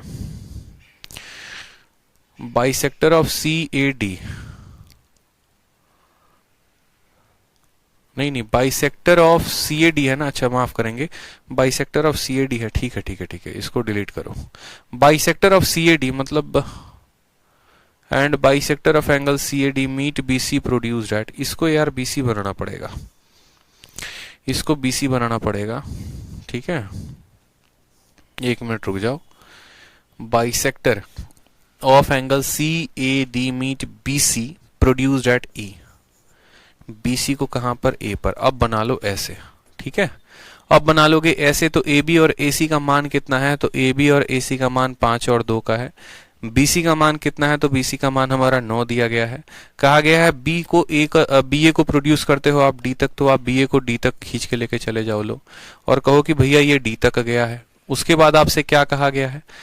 ठीक है, bisector of angle CAD, angle CAD का बाइसेक्टर यानी ये बाहर वाले कोण का बाइसेक्टर, ये बाहर वाले कोण का बाइसेक्टर जो है, ये बाहर वाले कोण का बाइसेक्टर कहां पर मिलता है, तो ई पर मिलता है। ये बात कही गई है कि एंगल सीएडी का बाइसेक्टर मतलब ये बाहर वाले कोण का बाइसेक्टर, ये कहां पर मिलता है, तो आपको बीसी को ई तक लेके जाना है, वहां पर मिलता है। हमसे सीई का मान पूछा गया है, सीई का मान कितना होगा बता दो। बहुत आसान क्वेश्चन है, बहुत आसान क्वेश्चन है, इतना आसान है जिसकी कोई लिमिट नहीं है। सिंपल क्या बोलेंगे, हमेशा A B upon A C, A B upon A C sir, A B upon A C बराबर होगा बीई अपॉन सीई के, बराबर होगा बी से लेकर ई तक और बराबर होगा सी से लेकर ई तक। ए बी का मान बताइए, ए बी का मान कितना है, तो बोलेंगे सर 5x, और हमारा ए सी का मान कितना है बताइए, तो बोलेंगे सर 2x, बराबर होगा बी से लेकर ई तक क्या होगा, तो बोलेंगे सर 9 प्लस सीई। ठीक है, यहां से 9 है और यहां से सी है यानी 9 प्लस सीई, डिवाइडेड बाई कितना होगा मेरा बात बताओ, तो डिवाइडेड बाई बोलोगे सर सी से लेकर ई तक। ठीक है, अब जरा गौर से एक बात को फोकस करना, एक स्टूडेंट के सामने ऐसा रेशियो आता है x से x कट जाएगा। अगर आप मानो सीई जो है वो आपका 2 यूनिट है, आप ऐसे समझो आपका सीई कितने के बारे में बता रहा है, 2 के बारे में, और यहाँ 5 का मान जो है ये पूरा का पूरा है, 2 का मान सीई है, तो ये 5 जो है उसमें 2 यूनिट सीई होगा और 3 यूनिट 9 सेंटीमीटर के बारे में बताएगा। अगर 3 यूनिट 9 सेंटीमीटर के बारे में बताएगा तो सीई 2 यूनिट के बारे में बता रहा है, 3 का मान 9 सेंटीमीटर तो 2 का मान 6 सेंटीमीटर, यहां टिक कर दोगे। दोबारा से समझो मेरी बात को, सीई के सामने 2 है और 9 प्लस सीई के सामने 5 है, यानी सीई के सामने 2 है तो सीई सिर्फ 2 यूनिट रखता है। ठीक है, और इस टोटल का मान 5 यूनिट है, इस टोटल का मान 5 यूनिट है जिसमें 2 यूनिट सीई का मान है, तो 3 यूनिट किसका मान है, 3 यूनिट का मान 9 सेंटीमीटर है, 3 यूनिट का मान 9 सेंटीमीटर है तो 1 यूनिट का मान 3 सेंटीमीटर, तो ये 2 यूनिट है यानी ये 6 सेंटीमीटर हो जाएगा। और अगर ऐसे नहीं करना चाहते हो तो क्रॉस मल्टीप्लाई करके कर लो, 5 इंटू सीई आपका 5 सीई आ जाएगा।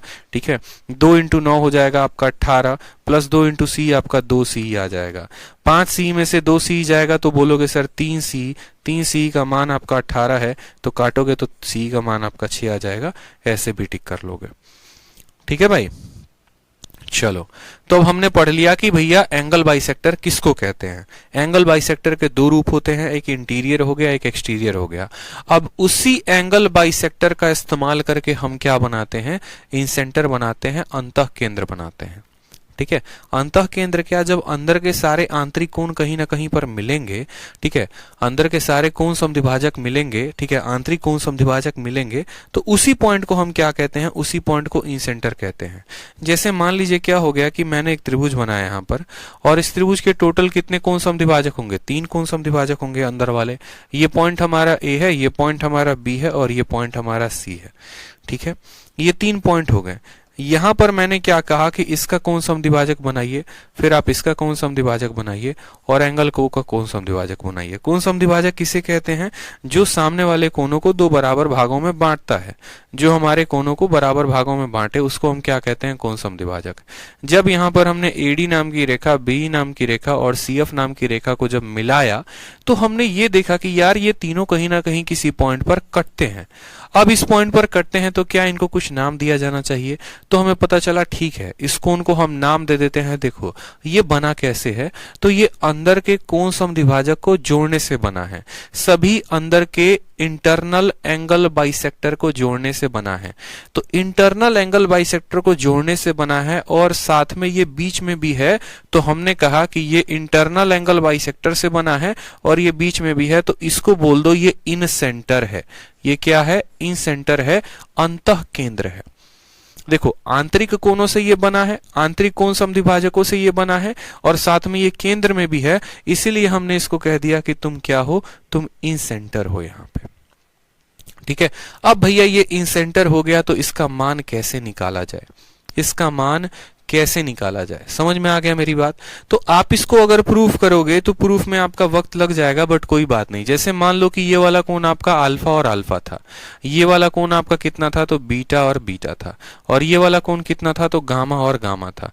मान लेते हैं alpha alpha, beta beta, gamma gamma. आपने त्रिभुज में एक प्रॉपर्टी पढ़ी है, त्रिभुज में एक प्रॉपर्टी क्या पढ़ी है कि अगर ये अल्फा है ये बीटा है तो ये वाला कोण कितना होगा, तो बोलेंगे सर ये वाला कोण हमारा अल्फा जमा बीटा होगा। ठीक है। कैसे? तो यहाँ पर एक्सटर्नल एंगल होता है। क्या होता है? ये देखो, ये दोनों इंटरनल एंगल हैं, ये दोनों के दोनों क्या हैं? अंदर के दोनों कोण बाहर वाले कोण के बराबर, यानी ये वाला जो कोण होगा जनाब, ये वाला पर्टिकुलरली, ये कोण हमारा कितना होगा? तो बोलेंगे सर अल्फा प्लस बीटा। ठीक है। उसी तरीके से आप मुझे बताओ, ये अल्फा है और ये गामा है, तो ये वाला कोण कितना होगा? तो बोलेंगे सर ये वाला कोण हमारा अल्फा प्लस गामा होगा। यानी अगर हम यहाँ पर बात करते हैं, मान लो ये इन सेंटर को आई से बताएं, तो जो एंगल BIC होगा, एंगल जो BIC होगा, वो एंगल BIC कितने के बराबर? तो एंगल BIC हमारा अल्फा प्लस बीटा, और प्लस कितना हो जाएगा? तो बोलेंगे sir gamma plus alpha, alpha plus gamma. यानी हम यहाँ पर ये कह सकते हैं साथ में। और एक और बात हमें जानना पड़ेगा कि 2 अल्फा 2 बीटा 2 गामा, यानी 2 into alpha plus 2 into beta plus 2 into gamma बराबर होगा 180 के। तो 2 अल्फा 2 बीटा 2 गामा 180 के, तो alpha plus beta plus gamma कितने के बराबर? तो बोलोगे सर 90 के। इन तीनों का जोड़ किसके बराबर है? तो 90 के। ठीक है, इन तीनों का जोड़ किसके बराबर है? 90 के। तो अल्फा प्लस बीटा और प्लस गामा कितना आ जाएगा? तो बोलोगे सर 90 प्लस अल्फा। ठीक है, ये वैल्यू देखो, ये तीनों वैल्यू कितनी हो गई? तो 90 हो गई। अब ये अल्फा क्या है? तो बोलोगे सर 90। ठीक है, और ये अल्फा को हम क्या लिख सकते हैं? 2 अल्फा बाई 2। तो बोलोगे हाँ सर लिख सकते हैं, यानी 90 प्लस, और ये 2 अल्फा क्या है? तो 2 अल्फा एंगल ए है, यानी 90 प्लस ए बाई 2। तो यहाँ पर एक बात हमें समझ में आ गई कि भैया जो एंगल BIC होता है, जो अंदर का इंसेंटर होता है, उसका मान कितना होता है? तो अंदर का इंसेंटर का मान, यानी अगर हमें BIC निकालना है तो 90 में ए का आधा जोड़ देंगे, 90 में ए का आधा जोड़ देंगे। ये बात हमें समझ में आ गया कि अगर मुझे यहाँ पर ये वाला मान निकालना है तो 90 में ये वाला मान अगर निकालना है तो 90 में ए का आधा जोड़ दो। उसी तरीके से आप मुझे बताओ, अगर आपको यहाँ पर AIC निकालना है, अब आपको AIC निकालना है, ये हरा वाला मतलब ये वाला पार्ट निकालना है। अब आपको ये वाला पार्ट निकालना है, एंगल AIC निकालना है। तो मुझे बताइए यहाँ पर एंगल AIC के पीछे कौन सा कोण है? B है, यानी आप 90 में B का आधा जोड़ देंगे। ठीक है, उसी तरीके से आपको यहाँ पर AIB निकालना है। मान लो ये आपको AIB निकालना है, ये वाला कोण, तो इसके पीछे कौन है? C है, इसके जस्ट पीछे कौन है? तो C है। तो आप बोलेंगे सर एंगल AIB जो होता है वो क्या होता है? एंगल AIB होता है हमारा 90 प्लस एंगल C बाई 2। यानी जब भी आपको कोई भी इन सेंटर का एंगल निकालना होगा तो आप 90 में उसके पीछे वाली कोण का क्या करेंगे? आधा जोड़ देंगे। अगर आपका एग्जामिनर 2 कोण देता है, मान लो यहाँ पर आपसे ये पूछता है और एंगल ए और एंगल बी दिया है, तो सी निकालकर उसका आधा कर लेना, ऐसे भी कर सकते हो। ठीक है, तो इंसेंटर के बारे में जाना। पहली बात, इंसेंटर होता क्या है? इंसेंटर कहां पर बनता है? तो बीच में बनता है। ठीक है, इंसेंटर कैसे बनता है? तो सभी एंगल बाइसेक्टर को ज्वाइन करने से बनता है। इंसेंटर का मान कितना होता है? तो 90 plus A by 2 B by 2 C by 2। ठीक है, ये सारी बातें यहाँ लिखी गई है। इंसेंटर जो है वो कहीं ना कहीं, अब देखो इंसेंटर के बाद हम एक और चीज पढ़ेंगे, फिर आगे सर्कल इन रेडियस, उसके बारे में जानो। In other word, the incentre is the centre of a incircle of a triangle. क्या होता है कि जैसे आप एक और चीज समझोगे, जब आप यहाँ पर त्रिभुज बनाओगे, जब आप यहाँ पर त्रिभुज बनाओगे और इस त्रिभुज का एक छोटा सा सर्कल बनाओगे, देखो एक कोई भी अगर पॉलीगन होता है ना तो उसके 2 सर्कल होते हैं, इस बात को ध्यान रखना। कोई भी पॉलीगन हो गया, चाहे रेक्टेंगल हो गया, ट्रायंगल हो गया, स्क्वायर हो गया, कोई भी पॉलीगन हो गया, आप ऐसे समझो, मैं आपको बताता हूं। जैसे मान लो कि ये एक स्क्वायर हो गया, समझेंगे मेरी बात को। मान लीजिए यहाँ पर एक स्क्वायर हो गया, तो इस स्क्वायर के 2 सर्कल होते हैं। एक हमारा ये ट्रायंगल हो गया, इसके 2 सर्कल होते हैं।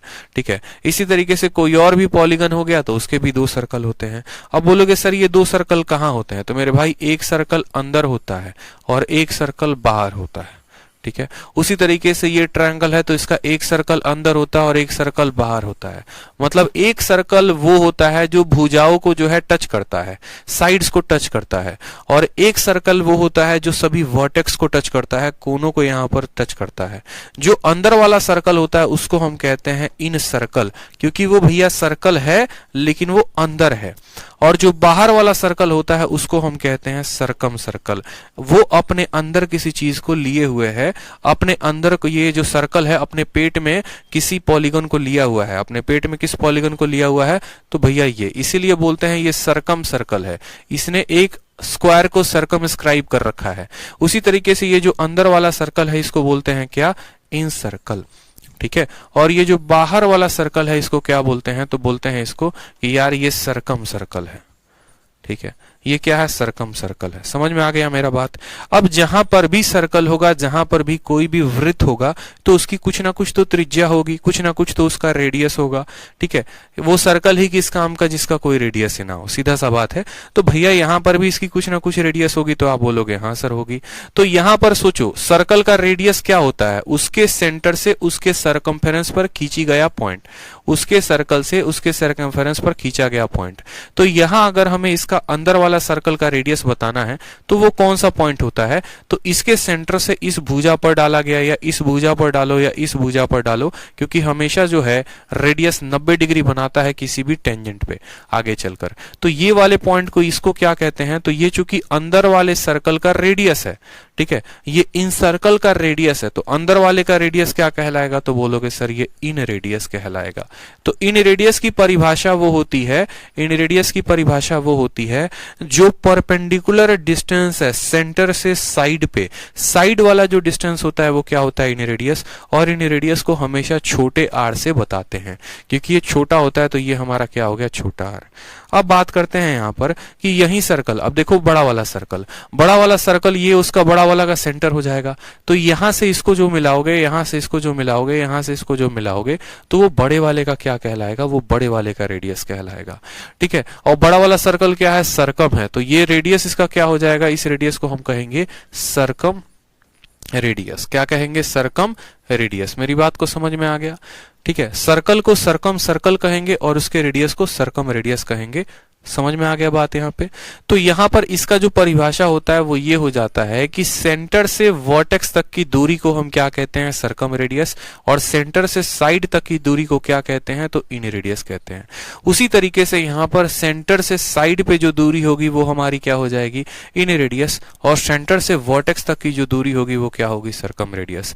किसी भी पॉलीगन के लिए यही बात सत्य है, सेंटर से साइड तक की दूरी को इन रेडियस कहा जाता है, सेंटर से वर्टेक्स तक की दूरी को सरकम रेडियस कहा जाता है। बोलोगे सर किसी भी पॉलीगन के लिए, तो हाँ भाई किसी भी पॉलीगन के लिए। जैसे मान लो आपने कल के दिन एक हेक्सागन बना दिया, और एक हेक्सागन में क्या किया आपने, दो सर्कल बना दिए। एक सर्कल आपने यहाँ अंदर बना दिया जो यहाँ पर इसके साइडों को टच करेगा, जो प्रत्येक साइड को टच करे, क्योंकि रेगुलर हेक्सागन में ये होगा जिसकी सभी भुजाएं समान होंगी ना, एकदम स्केल लेके बराबर तरीके से बनाना कि यहाँ पर हर भुजा जो है उतनी ही सेंटीमीटर की आए, तो ये हेक्सागन। अब इसके दो सर्कल होते हैं, एक सर्कल वो होता है जो अंदर होता है, ठीक है, और दूसरा वाला सर्कल वो होगा यहाँ पर जो बाहर होगा, जो सिर्फ वर्टेक्स को टच करेगा, ठीक है। अंदर वाले को इन सर्कल कहेंगे, बाहर वाले को सरकम सर्कल कहेंगे। अंदर वाले का रेडियस कैसे निकालोगे, तो सेंटर से भुजा पर डाला गया पॉइंट, ये हमारा हो जाता है इन रेडियस। और सरकम बाहर वाले का कैसे निकालोगे, तो बाहर वाले का निकालोगे सेंटर से वर्टेक्स तक की दूरी, सेंटर से वर्टेक्स तक की दूरी, चाहे ये हो, चाहे ये हो, चाहे ये हो, चाहे ये कोई भी हो, तो ये सब क्या होंगे, सरकम रेडियस होंगे। ठीक है भाई, चलो तो अब अपने को पढ़ना है यहां पर, और वो क्या पढ़ना है, हमें ये पढ़ना है कि असल में जो हम ये इंसेंटर पढ़ रहे हैं, तो ये इंसेंटर कैसे बना। तो ये इंसेंटर हमारा सारे के सारे कोण समद्विभाजकों से बना, और जब हमने इनको जोड़ा तो यहां अंदर एक सर्कल बन गया, और ये हमारा पॉइंट जो है आई, ये हमारा इंसेंटर हो गया, और ये सर्कल इन सर्कल हो गया, और ये रेडियस इन रेडियस हो गया। ये इंसेंटर हो गया, सर्कल इन सर्कल हो गया, रेडियस इन रेडियस हो गया। समझ में आ गया मेरा बात, ठीक है। ये पॉइंट जो हो गया अंतः केंद्र हो गया, और ये जो त्रिज्या होगी अंतः त्रिज्या हो गई। समझ में आ गई बात यहाँ पे, कोई परेशानी की बात यहाँ। इसी तरीके से यहाँ पर कहा गया है कि प्रॉपर्टीज पढ़ लीजिए अंतः केंद्र की विशेषताएं, ठीक है, कि अंतः केंद्र की क्या क्या विशेषताएं होती हैं। तो पहली विशेषता ये होती है कि सभी तीनों इंटरनल एंगल बाइसेक्टर पास करते हैं इन सेंटर से। ये वाला भी पॉइंट इसी से गुजरेगा, ये वाला भी पॉइंट इससे गुजरेगा, ये वाला पॉइंट भी इससे गुजरेगा, क्योंकि वो नहीं गुजरेंगे तो इन सेंटर कैसे बनेगा। यानी अगर ये इन सेंटर है तो यहां से तीनों के एंगल बाइसेक्टर गुजरने चाहिए।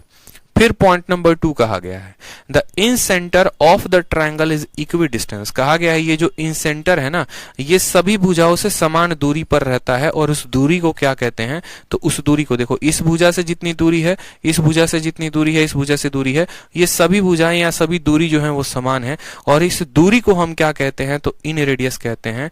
ठीक है, अंतः त्रिज्या कहते हैं। क्या कहते हैं, इसी दूरी को हम अंतः त्रिज्या कहते हैं। यानी ये जो इन सेंटर है, इसका वर्टेक्स से नहीं, इसका वर्टेक्स से भी दूरी समान होगा और इसकी भुजाओं से भी दूरी समान होगा। भुजाओं वाली दूरी को इन रेडियस कहेंगे, वर्टेक्स वाली दूरी को सरकम रेडियस कहेंगे। क्लियर हो गया ये बात यहाँ पे। यही बात यहाँ पर कहा गया है कि ए से लेकर आई तक। ठीक है, ठीक है। यहाँ पर चलिए नेक्स्ट बात करते हैं। यहाँ पर ये सारी बातें हटाओ यहाँ पे। ठीक है, नेक्स्ट बात यहां पर करते हैं जो मैंने आपको कोण के बारे में बताया कि अगर मुझे यहां पर BIC का मान पता करना है, अगर मुझे यहां BIC का मान पता करना है तो BIC का मान 90 प्लस a/2, a का आधा। अगर मुझे यहां पर ये वाला कोण पता करना है तो इसके पीछे कोण है B है, तो 90 में B का आधा जोड़ देंगे। अगर मुझे मानो ये वाला कोण पता करना है, AIB पता करना है, तो 90 में उसके पीछे कोण है C है, तो उसके आधे को जोड़ देंगे, तो उस कोण को पता कर पाएंगे। ठीक है, समझ में आ गया बात। तो एक एग्जांपल है, एग्जांपल नंबर 7, जरा देखिए। फिर उसके बाद कुछ और प्रॉपर्टीज हैं जो हम आपको बताएंगे। ठीक है, लेकिन पहले कुछ एग्जांपल को देखते हैं जो उसी कंसेप्ट पर आपके सीजीएल में आए हैं, जो आपके कॉन्फिडेंस को थोड़ा सा बढ़ाएंगे, जो आपके कॉन्फिडेंस को थोड़ा सा बढ़ाएंगे। आपसे ये बोला गया है। तो सवाल में क्या कहा गया है, जरा सवाल देखिए। सवाल में कहा गया है कि आपको एक त्रिभुज बनाना है। आपने कहा ठीक है सर, देखो ये बना दिया। इस त्रिभुज का नाम क्या है भैया, तो इस त्रिभुज का नाम हमारा B है, A है और यहाँ पर C है। कोई समस्या की बात। एंगल B का बाइसेक्टर और C का बाइसेक्टर, एंगल B का कोण समद्विभाजक, एंगल C का कोण समद्विभाजक, दोनों मिलते हैं O पॉइंट पर, दोनों मिलते हैं O पॉइंट पर। अगर हमारा ये BOC का मान हमारा 122 है, अगर हमारा BOC का मान 122 है तो एंगल A का मान कितना होगा, बताओ। एकदम हलवा क्वेश्चन है। BOC का मान 122 है, आपको पता है ना कि एंगल BOC जो होगा यहाँ पर, एंगल जो BOC यहाँ पर आएगा, BOC ये बराबर होगा 90 प्लस इसके पीछे कौन कौन है, तो इसके पीछे A है, तो यानी A का आधा। समझ में आ गया बात। तो BOC का मान कितना है, 122 है, बराबर 90 प्लस A का आधा।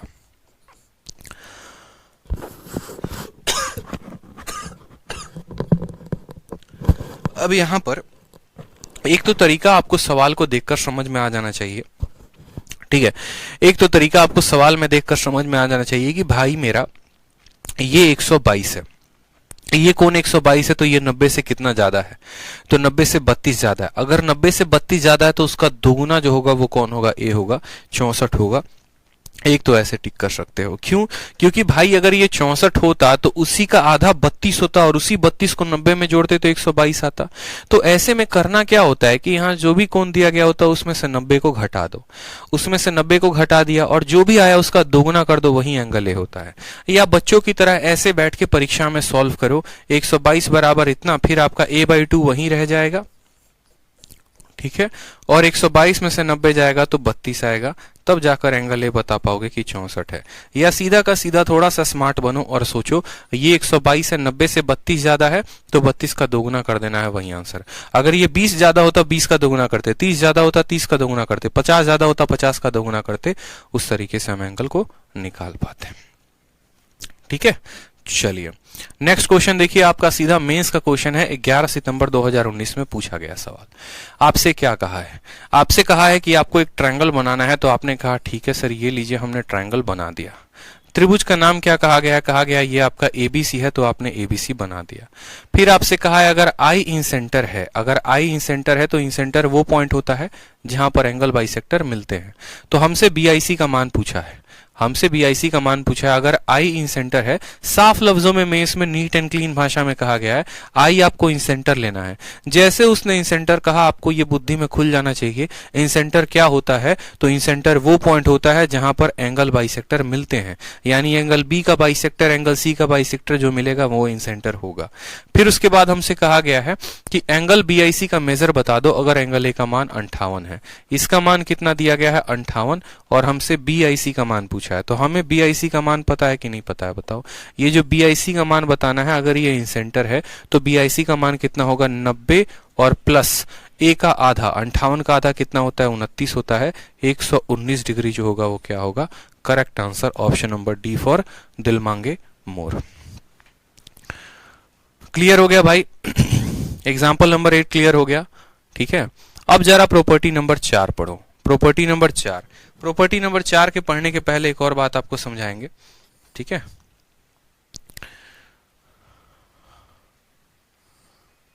चलो उसको बाद में बताएंगे,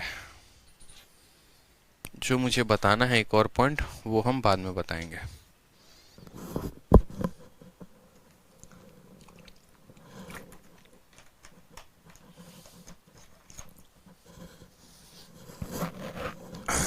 प्रॉपर्टी नंबर 4 को पढ़िए और उसके बाद कहा गया है कि देखो आप लोगों ने इन सेंटर को पढ़ा, इन सेंटर को जाना, इन सेंटर को समझा, अंतः केंद्र के बारे में जाना, तो एक छोटी सी बात आप और जान लीजिए कि अंतः केंद्र के अलावा एक और सवाल आपसे पूछा जाता है, बाह्य केंद्र।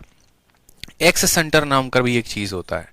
एक्स सेंटर जो है वो कहीं पर भी नहीं पढ़ाया जाता है, ठीक है, बहुत कम जिक्र होता है उसका, लेकिन प्रीवियस ईयर में सवाल आता है तो बच्चा जो है वो परेशान हो जाता है, क्या करें, कैसे बनाएं, ठीक है। तो उसके लिए कोई परेशानी आपको नहीं लेनी है। कहा जाता है कि the angle between the external bisector of two angle of a triangle is the difference between the right angle and half of. ये पूरा कथा कहानी छोड़ो, हम आपको समझाते हैं कि एक्स सेंटर की कहानी क्या है।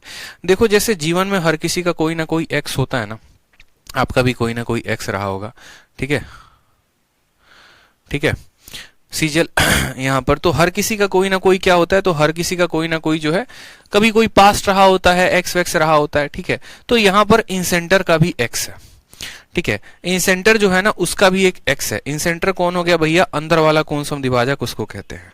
मतलब अगर ये मेरा त्रिभुज ए है, बी है और सी है और यहाँ पर इसके अंदर वाला जो कोण है ये क्या है, इंसेंटर है, ये अंदर वाला कोण क्या है, इंसेंटर है, तो भैया इसका भी जीवन में कोई ना कोई एक्स होगा। अब आप बताओ जो आपका एक्स है वो आपके लाइफ में है कि लाइफ से काफी दूर जा चुका है, ठीक है। आपकी या आपका, जिसका भी कोई भी एक्स वाई जेड जो भी है वो आपके लाइफ में तो नहीं रहता। एक्स का मतलब क्या होता है, एक्स का मतलब होता है कि वो अब दूर है, मेरे एरिया में, मेरे टेरिटरी में उसका कोई अस्तित्व ही नहीं है, वो मेरे जीवन से काफी दूर जा चुका है। यानी अगर हम बोले तो कभी भी अगर यहाँ पर इन सेंटर अगर अंदर होगा तो एक्स वाला हमेशा कहाँ होगा, बाहर होगा। और वो एक्स वाले का निर्माण कैसे होता है, ठीक है। तो x जो होता है वो क्या होता है, हमेशा अपोजिट। जैसे मानो यहां पर एक पल के लिए समझो, एक पल के लिए समझो, ठीक है।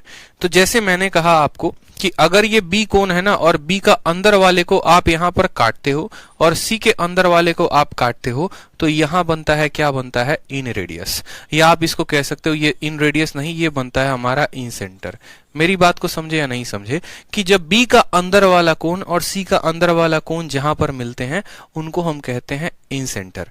तो उसी तरीके से यार अगर b का अंदर वाला कोण को आप मिला रहे हो तो ये b के बाहर वाले कोण का क्या, c के बाहर वाले कोण का क्या। अंदर वाले का तो मेल मिलाप हो गया, बाहर वाले का मेल मिलाप कैसे करवाओगे, बाहर वाले का भी तो कुछ ना कुछ जुगाड़ करो यहाँ पे। तो बाहर वाले का ऐसा हो गया कि जो बाहर वाले कोण को काटे b के और जो c के बाहर वाले कोण को काटे और जहां पर ये लोग मिलेंगे उस पॉइंट को हम, इस पॉइंट को क्या कहते हैं, तो इस पॉइंट को हम कहते हैं एक्स सेंटर।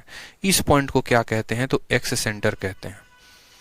अंदर वाले कोनों को मिलाओगे तो इन सेंटर, वो अंदर है, वो जीवन में है, और एक्स वाला बाहर वाला मिलेगा तो वो एक्स सेंटर, वो बाहर चला गया है। वो कहां चला गया, तो एकदम बाहर चला गया है, दूर दूर, उससे हमको कोई मतलब नहीं है। समझ में आ गया बात? तो बोलोगे ठीक है सर समझ में आ गया। अब मेरी बात को दूसरी बात समझना, ठीक है, मेरा जो दूसरा पॉइंट है वो समझना। जैसे आपने यहां पर कहा है, ठीक है, जैसे आपने यहां पर कहा है कि सर ये वाला जो एंगल होता है ये वाला एंगल कितना होता है, तो ये वाला एंगल आप यहीं पर देख लो, ये वाला एंगल हमेशा होता है 90 प्लस a/2, 90 प्लस a/2, ठीक है, 90 प्लस a/2। समझ में आ गया बात? ठीक। और जब आप इसको जोड़ेंगे b को, i को, c को और मान लो यहां पर e को, ये पॉइंट मान लो d है, जब आप यहां पर b और यहां पर i और यहां c और d को जोड़ेंगे तो आपका एक साइक्लिक क्वाड्रिलेटरल बनेगा। फर्दर प्रूफ की आवश्यकता होगी तो मैं प्रूफ कर दूंगा, बट मुझे नहीं लगता यहां पर कोई जरूरत है। तो ये जब 90 प्लस a/2 आया है ना, तो मैंने आपको क्या कहा कि हमेशा आपका जो x होता है वो आपके विपरीत जाता है, कभी आपके सीधे सीधे नहीं जाता। जो आप चाहोगे हमेशा उसका उल्टा चाहेगा। यानी अगर ये 90 प्लस a/2 है तो ये जो बाहर वाला है ये इसका उल्टा होगा, यानी ये कितना होगा, तो ये 90 माइनस एंगल a/2 होगा। अगर यहां प्लस है तो यहां कितना आएगा, माइनस आएगा, इस बात को ध्यान रखना।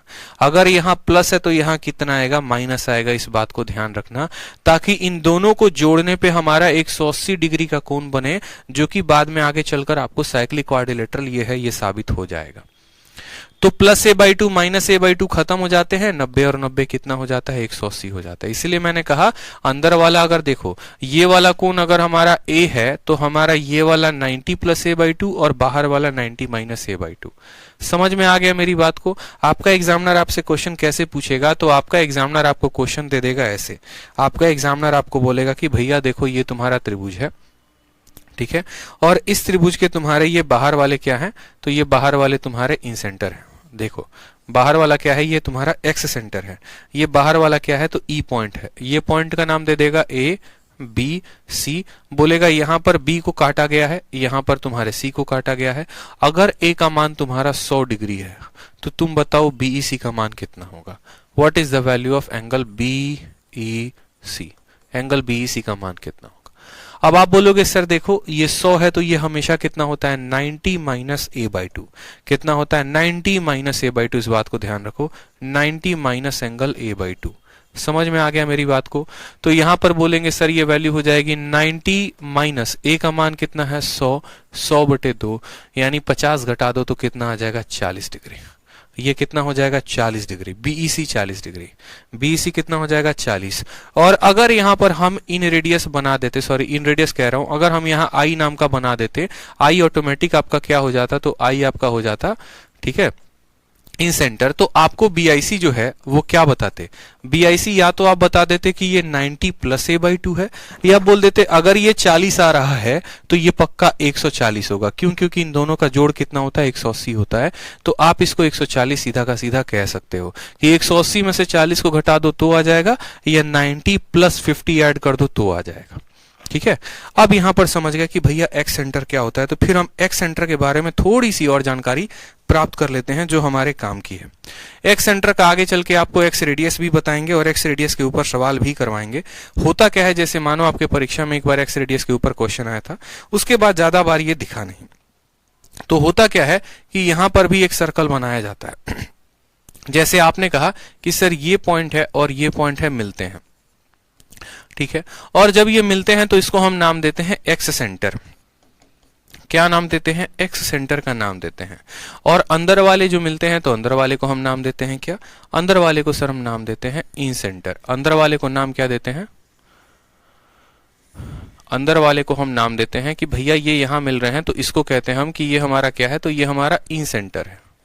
ठीक है, अब जैसे क्या होता है, इन सेंटर अगर ये पॉइंट है तो इन सेंटर अगर है या कोई भी सेंटर है तो उसके कारण एक कहीं ना कहीं सर्कल बनेगा। तो आप बोलेंगे हाँ सर सर्कल बनेगा। तो इसका सर्कल कहां बनता है, इसका सर्कल बनता है अंदर। ठीक है, मेरी बात को समझना, इसका सर्कल कहां बना, तो इसका सर्कल आपको यहां अंदर बना। और इस सर्कल को क्या कहते हैं, इस सर्कल को हम कहते हैं भैया कि ये तुम्हारा क्या है, तो ये तुम्हारा जो है इन सर्कल है। ये सर्कल बना अंदर तो ये इन सर्कल है। तो ये बाहर भी तो एगो सर्कल बनाएगा, और बाहर वाले सर्कल को फिर क्या कहोगे, तो बाहर वाले सर्कल को फिर उस केस में हम लोग कहते हैं कि ये इधर भी टच करे, इधर भी टच करे और इधर भी टच करे, और इस सर्कल को हम कहते हैं कि ये हमारा क्या है, तो एक्स सेंटर है। समझ में आ गया बात। एक्स सेंटर का मतलब क्या हो गया, जहां पर, ठीक है, पूरा डिटेल वे में आपको बता के सिखा रहे हैं, टेंशन मत लो, डिटेल वे में आपको सिखा रहे हैं। ठीक है, ये हमारा हो जाता है एक्स सेंटर। मतलब ये अंदर वाला सर्कल होता है, ये उसका बाहर वाला सर्कल होता है, और एक सर्कल आपको जैसा कि मैंने कहा था एक और होता है। तो टोटल एक के अंदर 3 सर्कल होते हैं, वो ये वाला होता है। इसके कलर को बदल देता हूं मैं।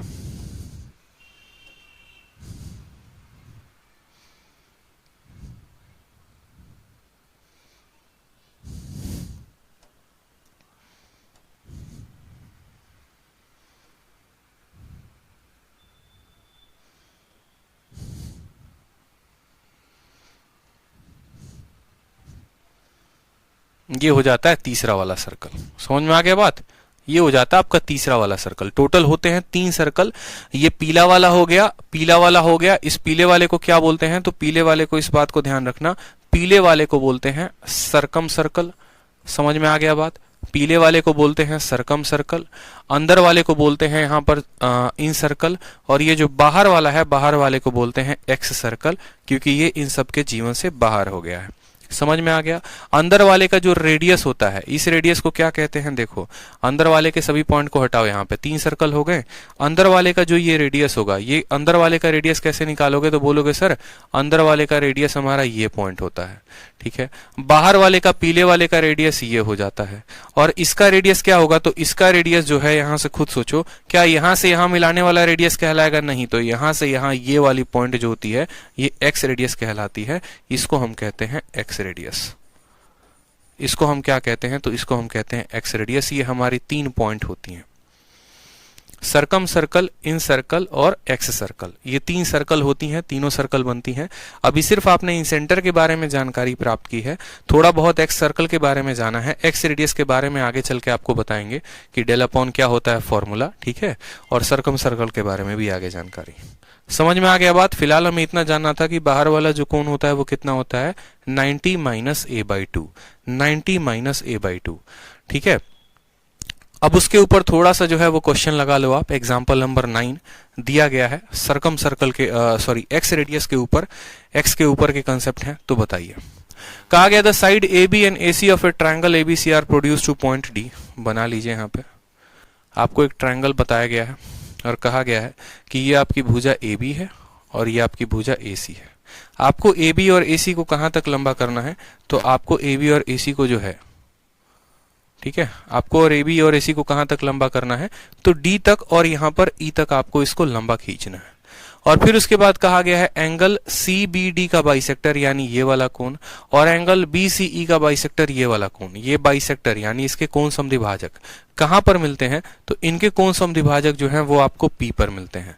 सवाल में एंगल ए का मान 72 दिया गया है, और आपसे क्या पूछा गया है? आपसे पूछा गया एंगल पी का मान कितना होगा, बता दो। एंगल पी का मान, वाह, मेरे सवाल बनाने के पहले सबके उत्तर आ गए। मतलब बताने की जरूरत ही नहीं है कि ये आपका क्या हो जाएगा, तो एक्स सेंटर हो जाएगा, ठीक है, या एक्स सर्कल यहां बनाएगा, एक्स रेडियस होगा, एक्स सेंटर होगा। समझना, अगर अंदर इन सेंटर बनता है तो बाहर एक्स सेंटर बनेगा। इन सेंटर का मान 90 प्लस a/2, तो एक्स सेंटर का मान यानी एंगल पी का मान जो होगा वो हो जाएगा 90 माइनस एंगल a/2, यानी 90 में से आप ए के आधे को घटा दीजिए। 72 का आधा होता है 36, तो आपका उत्तर कितना आ जाएगा? 54 आ जाएगा। तो CHSL के इस प्रश्न का उत्तर कितना था? 54 था, और 54 जो होगा वो सही उत्तर होगा, ठीक है। फिर उसी तरीके से एक मेंस का भी क्वेश्चन है। जैसे 11 सितंबर में किसके ऊपर सवाल आया था? 11 सितंबर वाले पेपर में इन सेंटर के ऊपर सवाल आया था। अब 12 सितंबर वाला जो पेपर था उसमें देखते हैं कि 12 सितंबर वाले में किस पे सवाल था। तो 12 सितंबर वाले में हमारे एक्स सेंटर के ऊपर सवाल था, तो इसको हमने एक्स सेंटर के कैटेगरी में डाल दिया, ताकि हमारे बच्चे जो हैं, जो हमारे कंटेंट को पढ़ रहे हैं, जो ये वीडियो देख रहे हैं अच्छे तरीके से, उनका काफी फायदा हो। वो समझ पाए कि भैया प्री और मेंस में कुछ खास फर्क नहीं होता है। बात होती है कंसेप्ट की। कंसेप्ट हमारे क्लियर है तो कोई भी सवाल हम बना पाएंगे, ठीक है, बस, और कोई बात होती नहीं है। ए बी और सी, उनको भी पता है कि कैटेगरी बनाकर अगर किसी ने समझा दिया यहाँ पर, तो हम ऐसा कोई सवाल छोड़ नहीं सकते हैं, सब सवाल हम बना लेंगे।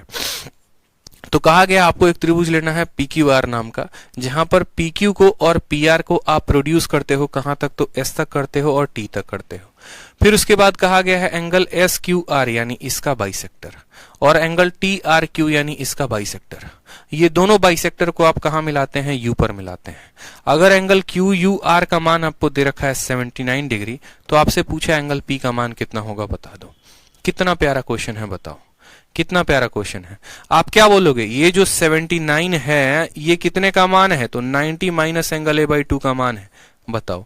तो एंगल a/2 को जब आप इधर लेकर आओगे और 90 में से 79 को घटाओगे तो कितना आएगा? 11 आएगा, यानी एंगल a का मान कितना हो जाएगा? तो एंगल a का मान 11 का 2 गुना यानी 22 हो जाएगा। कितना आंसर होगा? ऑप्शन नंबर सी, कहो ना प्यार है। क्लियर है भाई? एग्जाम्पल नंबर 10 क्लियर हुआ? बता दो। चलो आ जाओ एग्जांपल नंबर 11 पे। एंगल बी का मान दिया है, सी का मान दिया है, ए बी और एसी को प्रोड्यूस किया गया है। तो ये सवाल आप लोगों के लिए है, इसको आप बनाएंगे। अगर एंगल बी और एंगल सी का मान दिया गया है, एंगल बी और एंगल सी का मान दिया गया है 60, 30, 90 और 20, 100 हो गया। देखो एंगल बी का मान इतना है, एंगल सी का मान इतना है, यानी इनका एंगल कितना हो गया, 100 हो गया। अगर बी और सी मिलाकर 100 बना रहे हैं तो एंगल ए 80 बनाएगा, और एंगल ए 80 बनाएगा। और यहां पर हमसे कहा गया है कि एंगल बीसीई बताना है, द बाइसेक्टर ऑफ इतना इतना मीटर एफ। तो हमसे बताना है बीसीएफ, यानी 90 में से 40 घटा दो, 50 जो होगा वो करेक्ट आंसर होगा। देख लेना इसका आंसर कितना आएगा, 50 आएगा। क्यों, बी अगर और सी जो है इन दोनों का सम अगर हमारा मान लो 100 आता है तो ए का मान 80 आएगा, और हमारा जो एक्स वाला वैल्यू होता है वो 90 माइनस ए का आधा, 90 माइनस ए का आधा, यानी 90 में से 80 का आधा 40 घटा दो तो हमारा कितना उत्तर आ जाएगा, 50 आ जाएगा। 50 जो होगा वो करेक्ट आंसर। बाकी फिर भी आप इसको बनाएंगे। समझ में आ गया बात? चलिए आ जाइए। अब उसके बाद यहां पर एक बहुत ही इंटरेस्टिंग पॉइंट है, ये बात जान लीजिए। और वो इंटरेस्टिंग पॉइंट क्या है, पीजीडब्ल्यू का मतलब हो गया जहां पर भी आप पीजी में रहते हैं तो ये पीजी वर्क है आपका। जैसे होमवर्क होता है वैसे पीजी वर्क होता है। ठीक है समझ में आ गया? चलिए, बहुत बच्चे बाहर कमरा लेके रहते हैं, अलग अलग जगह पे रहते हैं। ठीक है, चलिए सवाल देखिए। पॉइंट नंबर 5 कहा गया है the ratio of area of triangle form by incentre and two vertex, ठीक है, are in the ratio of their corresponding side. बहुत ही बेहतरीन बात कही गई है पॉइंट नंबर 5। पॉइंट नंबर 5 में आपको क्या कहा गया है वो बात को समझिए। जैसे मानिए कल के दिन क्या होता है कि हमारा एक त्रिभुज है ए बी और सी, और ये पॉइंट जो है यहाँ पर ये क्या है, ये हमारा है इन सेंटर। ये हमारा क्या है, इन सेंटर है मेरे भाई। ठीक है, ये हमारा क्या है, इन सेंटर है। तो इस इन सेंटर को जब हम जोड़ेंगे तो हमारे टोटल देखो कितने ट्रायंगल बनेंगे, 3 तरह के ट्रायंगल बनेंगे। एक ये हमारा नीला वाला हो गया, दूसरा हमारा मान लो यहाँ पर ये लाल वाला हो गया, और तीसरा हमारा मान लो यहाँ पर ये हरा वाला हो जाएगा। ठीक है, इस तरीके से टोटल हमारे 3 ट्रायंगल बनेंगे। पहला वाला ट्रायंगल क्या होगा, तो एंगल बीओसी होगा। मान लो यहाँ पर मैं कहता हूं ट्रायंगल बीओसी। देखो सभी ट्रायंगल को लिखता हूं, ट्रायंगल एओबी। फिर कौन सा ट्रायंगल आ जाएगा, ट्रायंगल एओबी के बाद ट्रायंगल बीओसी, और फिर उसके बाद कौन सा आ जाएगा, ट्रायंगल एओसी आ जाएगा। अब मानो मुझे ए ओ बी का मान पता करना है, इसका एरिया पता करना है। अगर हम बात करते हैं इनके एरिया की, तो एरिया बराबर क्या होता है, तो आप बोलेंगे सर एरिया बराबर हाफ इंटू और बेस होता है। ये बेस कितना है, तो इस बेस का मान सी है। और हाइट, हाइट क्या होता है, हाइट ये होता है कि इस ट्रायंगल पे 90 डिग्री कौन बना रहा है, तो आर बना रहा है। उसी तरीके से यहां पर अगर आप बीओसी की बात करते हैं, बीओसी की बात करते हैं तो बीएसी का हो जाएगा हाफ इंटू ये बेस। ये बेस का मान कितना है, तो ए है, और यहां पर इसका जो है मान लो यहां पर ये हाइट हो जाएगा जो 90 डिग्री का कोण बनाएगा, यानी इंटू आर। उसी तरीके से एओसी का मान है तो हमारा half into B into R हो जाएगा। अब जब यहां पर आप एक चीज नोटिस करेंगे तो आपको यहां पता चलेगा कि half R half R half R खत्म, यानी इनका जो एरिया का रेशियो है वो इनके सामने के साइड के रेशियो के बराबर है। यानी अगर मुझे एओ बी का, बीओ सी का और एओ सी का एरिया का रेशियो बताना है तो इनके सामने का साइड, जैसे अगर मुझे एओ बी बताना है तो उसका भुजा कितना है, सी है। बीओ सी बताना है तो उसका भुजा कितना है, ए है। अगर हमें एओ सी बताना है तो उसका भुजा कितना है, बी है। जिस रेशियो में इनके एरिया होंगे उसी रेशियो में इनकी भुजाएं होंगी। जिस रेशियो में इनके एरिया होंगे उसी रेशियो में क्या होगी, इनकी भुजाएं होंगी। इसके ऊपर सवाल कैसे आया था वो भी जरा देख लो। इसके ऊपर एक बड़ा प्यारा सा क्वेश्चन था, वो देखो पेपर में आपके पूछा गया है। ये हमारा ट्रायंगल बना दिया गया था और ट्रायंगल में कहा गया था कि भाई देखो तुम्हारा एक इंसेंटर अंदर दिया गया है। क्या दिया गया है, एक इंसेंटर तुम्हें बनाकर दे दिया गया है। ये तुम्हारा इंसेंटर है, ठीक है, ये तुम्हारा क्या है, इंसेंटर है।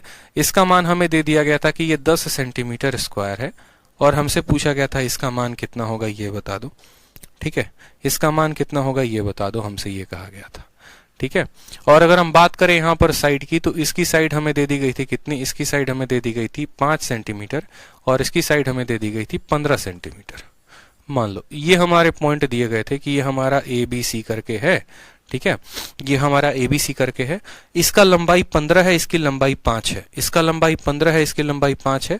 या फिर ऐसे कर सकते हो कि ये 15 है तो मान लो ये 7 है, या 7.5 है? इसकी लंबाई 15 है, इसकी लंबाई 7.5 है, इसका एरिया 10 है, तो इसका एरिया कितना होगा? ठीक है, अब यहां पर समझेंगे। आप कहेंगे सर जिस रेशियो में साइड होते हैं ना उसी रेशियो में एरिया होता है। अगर यहां साइड आधा हो रहा है तो एरिया भी अपने आप का आधा होगा, 5 होगा। नहीं तो आप ऐसे कह सकते हैं कि देखो अगर ये पॉइंट हमारा O है तो हम बोलेंगे ट्रायंगल AOB का जो एरिया होगा और ट्रायंगल BOC का जो एरिया होगा, ट्रायंगल BOC का जो एरिया होगा वो बराबर होगा। देखो AOB के सामने कौन है तो 15 है, ठीक है, और BOC के सामने कौन है तो 7.5 है। फिर उसके बाद आप बोलेंगे यहां पर सर AOB का एरिया दिया गया है, तो बोलेंगे हाँ सर 15 दिया गया है, और भाग करेंगे यहां पर BOC के साथ, बराबर होगा कितना तो 15/7.5 के साथ। समझ में आया? इसका एरिया 15 नहीं है, इसका एरिया 10 दिया गया है। इसका एरिया कितना दिया गया है तो 10 दिया गया है। 7.5 से 15 2 बार में कटता है, 2 5 बार में कटता है, तो आप उस तरीके से मेथोडिकली आप जो है यहां पर लेकर आओगे 5। लेकिन मेरा मानना आपसे ये है कि अगर इसका साइड अपने आप का आधा हो रहा है तो इसका एरिया ऑटोमेटिक अपने आप का आधा हो जाएगा। यानी 10 के जगह पर कितना हो जाएगा तो 10 के जगह पर आप साफ तौर पर यहां लिख सकते थे कि ये 5 सेंटीमीटर स्क्वायर होगा। अगर ये यहां पर 3 गुना होता एरिया 3 गुना, अगर ये 5 गुना होता तो एरिया 5 गुना। उस तरीके से कॉमन सेंस है। और अगर आपको प्रूफ चाहिए तो आप यहां से प्रूफ देख सकते हो। ठीक है, समझ में आया? चलो नेक्स्ट पॉइंट देखो। यहां पे ये सबसे इंपॉर्टेंट पॉइंट है, पॉइंट नंबर 6। मैंने कहा था ना आपको सबसे इंपॉर्टेंट अगर ये पॉइंट है तो ये पॉइंट नंबर 6 है। अभी इन सेंटर को खत्म करके, इन रेडियस को खत्म करके तब हम कल के लिए छोड़ेंगे क्या, तो कल के लिए हम लोग छोड़ेंगे सरकम वाला पॉइंट। आज इनके जितने भी पॉइंट होते हैं इन सेंटर के, वो सभी के सभी पॉइंट्स को अपन क्या करेंगे, कवर अप करेंगे इस वीडियो में। चलो, तो अब हमने यहां पर एक चीज देखा, ठीक है, हमने यहां पर देखा कि भैया जो हमारा ये इन सेंटर है, ये इन सेंटर कैसे बनता है, तो इन सेंटर हमारा बनता है अंदर के सभी कोनों को जोड़ने से। ठीक है, अंदर के सभी कोण समद्विभाजक को जोड़ने से बनता है। ठीक है, तो जैसे शुरू में मैंने आपको पढ़ाया वीडियो के शुरू में, और वहां पर मैंने आप लोगों को एक बात सिखाई, और वो बात हमने क्या सिखाई थी वो जरा नोटिस करना। मैंने आप सभी को एक बात कहा था बड़ा प्यारा सा, कि देखो आपका ये ट्रायंगल है, ठीक है, आपका क्या है, ये ट्रायंगल है, ध्यान से समझना।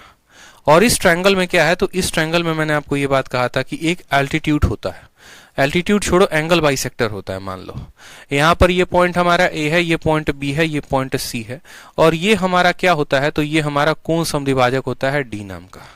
अगर हमारा A के सामने का मान हमारा A है, B के सामने का मान B है, C के सामने का मान C है, तो वहां पर हमने ये बात पढ़ा था कि ये जो BD होता है, ये BD का मान कितना होता है, तो बोलते हैं sir A upon B plus C। ठीक है, और इनटू, देखो यहां पर हमने ये बात पढ़ा था, क्या पढ़ा था वो देखो, हमने पढ़ा था कि ये जो BD होता है और DC होता है वो उसी रेशियो में होता है जिस रेशियो में साइड होते हैं, यानी C रेशियो B में होते हैं।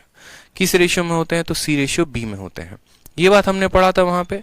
ठीक है, कि भैया ये किस अनुपात में होते हैं, तो ये B अनुपात C में होते हैं। और अगर हम इनके मान की बात करें, अगर हम यहां पर बोले कि ये BD का मान कितना होता है, तो आप बोलते हैं ये जो A है हमारा, ये कितने का है, तो ये B प्लस C का वैल्यू है। ये कितने का है, तो ये B प्लस C का वैल्यू है। हमें किसका मान बताना है, C का, तो आप इसको AC से गुना करते हैं। अगर हम इसके मान की बात करें तो हम बोलते हैं कि ये जो हमारा B है, ठीक है, या ये जो हमारा A है, ये कितने का मान है, तो ये हमारा B प्लस C का मान है, और हमें कितने का पता करना है, B का पता करना है। ठीक है, ये हमारा BD का मान होता है, ये हमारा DC का मान होता है। इसी वजह से जब आप इनका अनुपात लेते हैं ना, जब आप इनका अनुपात लेते हैं तो A से A कट जाता है, B प्लस C से B प्लस कट जाता है, और ये C अनुपात B आ जाता है। ठीक है, लेकिन उसको छोड़ो, वहां पर हमें उतना फोकस नहीं करना है। हमें BD का मान पता चल गया, हमें DC का मान पता चल गया। ये कब हम पढ़ रहे थे, जब हम यहाँ पर इन जो है यहां पर हम ये पढ़ रहे थे कि अगर इंटरनल एंगल बाइसेक्टर काटे तो ये भुजाओं का मान कितना होता है। इसके ऊपर हमने बकायदा क्वेश्चन भी देखे थे, जो प्री में भी आए थे, मेंस में भी आए थे। अब हमें जो है इससे थोड़ा सा एक लेवल ऊपर चलना है। एक लेवल ऊपर कहां चलना है, अब वो हम देखते हैं। जब हम अभी इन सेंटर पढ़ रहे हैं तो अब इस इन सेंटर में क्या देखेंगे वो देखो। जब हम इन सेंटर पढ़ रहे हैं तो इन सेंटर में भी एक कहानी आएगी बड़ी प्यारी सी, वो कहानी को भी देखेंगे। यहाँ पर क्या होगा कि यहाँ पर जब आप इसके इंटरनल एंगल बाइसेक्टर को मिलाओगे, इसके इंटरनल एंगल बाइसेक्टर को मिलाओगे, इसके इंटरनल एंगल बाइसेक्टर को मिलाओगे, इस पॉइंट को पर्टिकुलरली आप कह सकते हो कि ये आपका इन रेडियस है। ठीक है,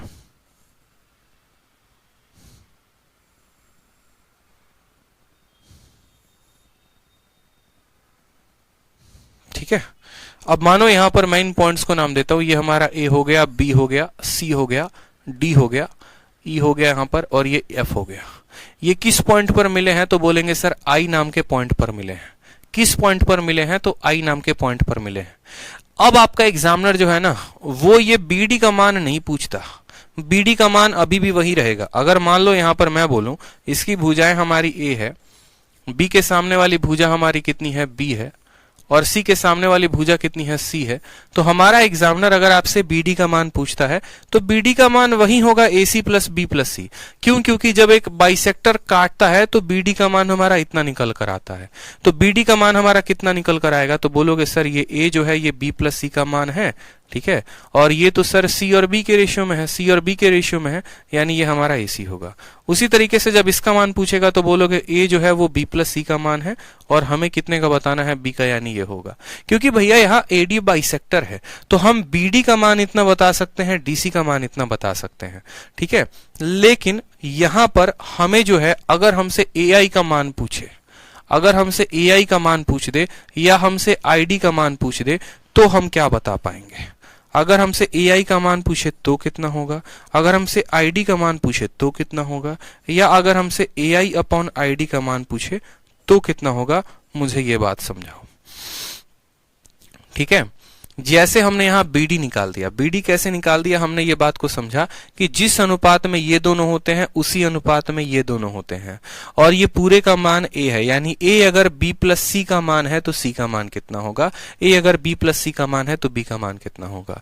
अब हमसे अगर मानो यहां पर एआई का मान पूछा जाए तो एआई का मान कैसे निकालेंगे, आईडी का मान पूछा जाए तो आईडी का मान कैसे निकालेंगे, और एआई अपॉन आईडी का मान पूछा जाए तो एआई अपॉन आईडी का मान कैसे निकालेंगे। ये तीन बातें हमसे अगर पूछी जाती हैं तो हम भैया कैसे बनाएंगे वो देखो, ठीक है। हमसे अगर मानो यहां पर पूछा जाए एआईडी और आईडी का मान तो हम कैसे बताएंगे। अब जरा एक छोटा सा जो है ना, आपको एक बात समझाने की कोशिश करता हूं, समझना मेरी बात को। ये पॉइंट समझ गए तो ये प्रूफ भी आपका निकल के चला आएगा। जैसे मान लीजिए आप क्या करते हैं, एक बड़ा सा ऐसा ट्रायंगल बनाते हैं, और इस ट्रायंगल में आप जो है इसके सभी पॉइंट्स को, फिलहाल के लिए जो है आप बस इस पॉइंट को देखो कि आपने यहां पर क्या किया, बस इस पॉइंट को बनाया है, ठीक है। इस पॉइंट को आपने आईडी को बनाया है, और यहां से एक दूसरा पॉइंट है, ठीक है। फिलहाल मैं आपको एक ही बात बस समझा रहा हूं कि ये आपका ए है, ये आपका बी है, ये आपका सी है, ये आपका पॉइंट कितना है, तो ये पॉइंट आपका आई है। ए के सामने वाले का जो मान होता है वो कितना होता है? ए होता है। बी के सामने वाले का मान बी होता है, सी के सामने वाले का मान सी होता है। ये हमारा आई नाम का इन सेंटर है, ठीक है। हमें यहां पर बी ए जो इसका मान पता चला है वो क्या पता चला है? इसका मान हमें ये पता चला है कि ये हमारा a divided by B plus C और इंटू कितना है? सी है, यानी ए सी बटे बी प्लस सी है। कितना है? तो ए सी बटे बी प्लस सी है। समझ में आ गया बात? अब जरा छोटी छोटी प्यारी प्यारी अपनी आंखों से जरा एक चीज जो है वो देखिए, ठीक है। और वो क्या देखना है आपको? कुछ नहीं, बस ये देखो, ये वाला, इस ट्रायंगल में आ जाओ, इस वाले त्रिभुज में जरा आ जाओ, और इस वाले त्रिभुज को थोड़ा सा पलट कर देखो। इस वाले त्रिभुज में ये क्या है? तो बोलोगे सर ये वाला जो है ये इन सेंटर है। ये क्या है? एंगल बाइसेक्टर है। ये क्या है हमारा? बी से लेकर आई तक एंगल बाइसेक्टर है। अब मेरे भाई जिस रेशियो में ये दोनों होंगे, क्या उसी रेशियो में ये दोनों होंगे? बता दो जरा। अगर ये त्रिभुज है ए बी डी नाम का, और ए बी डी त्रिभुज में बी आई जो है इस कोण का समद्विभाजक है, तो जिस रेशियो में इनकी भुजाएं होती हैं उसी अनुपात में ये साइड होते हैं कि नहीं होते हैं? तो बोलोगे हाँ सर। यानी यहां पर आप बोलोगे कि sir A I upon ID का जो मान होगा वो बराबर होगा A B upon B D के, वो बराबर होगा A B upon B D के। बात समझ में आई कि नहीं आई? जिस रेशियो में ये दोनों उसी रेशियो में ये दोनों भी होंगे। तो ए आई अपॉन आईडी यानी ए आई अपॉन आईडी का जो मान आएगा, हम साफ तौर पर कहेंगे ए बी का मान कितना है, तो बोलेंगे सर सी है, और बी डी का मान कितना है, तो ए सी अपॉन बी प्लस सी है। कितना है? ए सी अपॉन बी प्लस सी है, सी से हमारा सी खत्म हो जाएगा, ये बी प्लस सी ऊपर चला जाएगा, यानी B plus C divided by A, ये हमारा रेशियो आ जाएगा। समझ में आ गया? यानी अगर हम इसको शॉर्ट में लिखना चाहें या सेकंडों में लिखना चाहें तो हम कैसे लिख सकते हैं, अब वो सीख लो, वो सीख लिया तो काम खत्म हो गया। यानी अगर हमें ai का मान बताना है तो हमेशा याद रखो जो ai है इसके सामने वाली भुजा कौन है, तो b प्लस सी है, तो बोलोगे सर ये b प्लस सी है, ठीक है। और हमारा जो आईडी है, जो हमारा आईडी है ये किस पर है, तो आईडी हमारा ए पर है, तो बोलेंगे सर ये B plus C divided by A हो जाएगा। मेरी दोबारा से बात को समझ लीजिए जरा आप लोग, ठीक है, मेरी दोबारा से बात को आप लोग समझ लीजिए कि ये लोग ए आई जो है वो किस रेशियो में आएगा, तो बोलोगे सर ये बी प्लस सी है, और ये किस रेशियो में आएगा, ए, क्योंकि जो ए आई है वो किस वर्टेक्स से निकला है, ए से, ए को कौन कौन जोड़ता है, बी और सी तो आएगा, और ये जो आईडी है ये कहां से आया है, तो डी से, इसको कौन जोड़ता है, ए जोड़ता है, तो ये इस रेशियो में आएगा। इसलिए यहां पर आपको एक एक बात साफ तरीके से मेंशन कर रखा है, साफ तरीके से मेंशन कर रखा है यहां पर अनुपात ए से लेकर आई तक और आई से लेकर डी तक। तो ए आई जो है वो क्या है, बी प्लस सी, तो देखो यहां बी प्लस सी, और आईडी किस पर है, आईडी ए पर है, तो यहां पर ए आ गया। उसी तरीके से यहां पर अगर ये पॉइंट बी है तो बी से लेकर आई, तो बी से लेकर आई यानी ए प्लस सी, तो यहां ए प्लस सी आ गया, और आई से लेकर डी कहां है, बी है, तो यहां पर बी आ गया। उसी तरीके से सी से लेकर आई तक, सी से लेकर आई तक, तो सी से आई को कौन कनेक्ट करता है, तो बी और ए कनेक्ट करता है, तो बी प्लस ए, और उसके बाद सी से आई के सामने कौन है, तो सी है, तो यहां पर रेशियो सी, ठीक है। बोलोगे सर इसके ऊपर क्यों आप हमें ये बता रहे हो, क्योंकि इसके ऊपर सवाल आए हैं। देखिए सवाल कैसे आए हैं, अगर प्रॉपर्टी पढ़ते हैं तो तुरंत उसके ऊपर सवाल लगा लीजिए ताकि वो प्रॉपर्टी याद हो जाए, नहीं तो बहुत मुश्किल हो जाएगा। एग्जाम्पल नंबर 12 को देखिए, एग्जाम्पल नंबर 12 क्या कहता है। एग्जाम्पल नंबर 12 कहता है कि आपको एक ट्रायंगल बनाना है, आपको क्या करना है, एक ट्रायंगल बनाना है। तो आपने कहा ठीक है सर ऐसा ट्रायंगल हम बना दिए, ये ट्रायंगल का नाम क्या है, तो ट्रायंगल का नाम हमारा एबीसी है, ठीक है। उसमें कहा गया है एडी जो है एंगल बाइसेक्टर है, यहां पर एडी जो है वो क्या है मेरे भाई, एडी एंगल बाइसेक्टर है, बना दो यहां पर, जो एडी है वो हमारा एंगल बाइसेक्टर हो गया, कौन समद्विभाजक हो गया। एडी का मान सवाल में आपको आपका एग्जामिनर 6 दे रखा है, उसके बाद उसने एसी का मान आपको दे रखा है 7, डीसी का मान उसने दे रखा है आपको 8, ठीक है। और हमसे बोला है अगर यहां पर इसका इंसेंटर आई है, अगर यहां इसका इंसेंटर आई है तो एआई से लेकर आईडी तक का तुम हमको अनुपात बताओ, एआई से आईडी तक का अनुपात क्या होगा, एआई से आईडी तक का अनुपात क्या होगा बता दो। In a triangle A B C, A D जो हो गया वो हमारा हो गया angle bisector of angle A, कोई दिक्कत की बात नहीं, एडी एंगल बाइसेक्टर है। एडी का मान हमारा 6 दे रखा है, एसी का मान हमारा 7 दे रखा है, डीसी का मान हमारा 8 दे रखा है। समझ में आ गया बात। तो हमसे बोला यदि आई इन सेंटर है तो एआई टू आईडी का रेशियो बता दो, एआई टू आईडी का रेशियो कितना होगा बताओ। यहां पे एआई टू आईडी का रेशियो क्या होगा,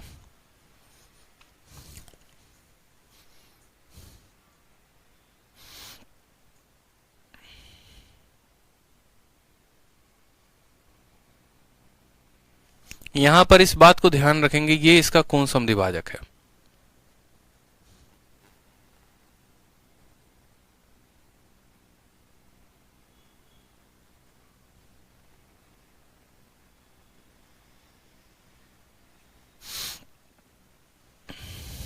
बताइए।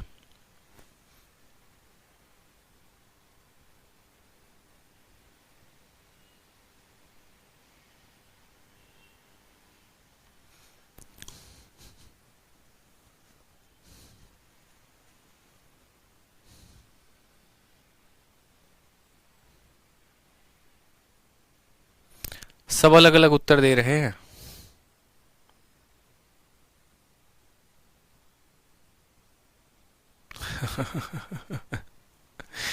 हाथी के दांत दिखाने के कुछ और, खाने के कुछ और। सवाल थोड़ा सा जो है ना दिख कुछ और रहा है लेकिन है कुछ और। थोड़ा सा बुद्धि का प्रयोग करो, समझ जाओगे सवाल में क्या है, ठीक है, अच्छे से समझ में आ जाएगा, बता दो, ठीक है।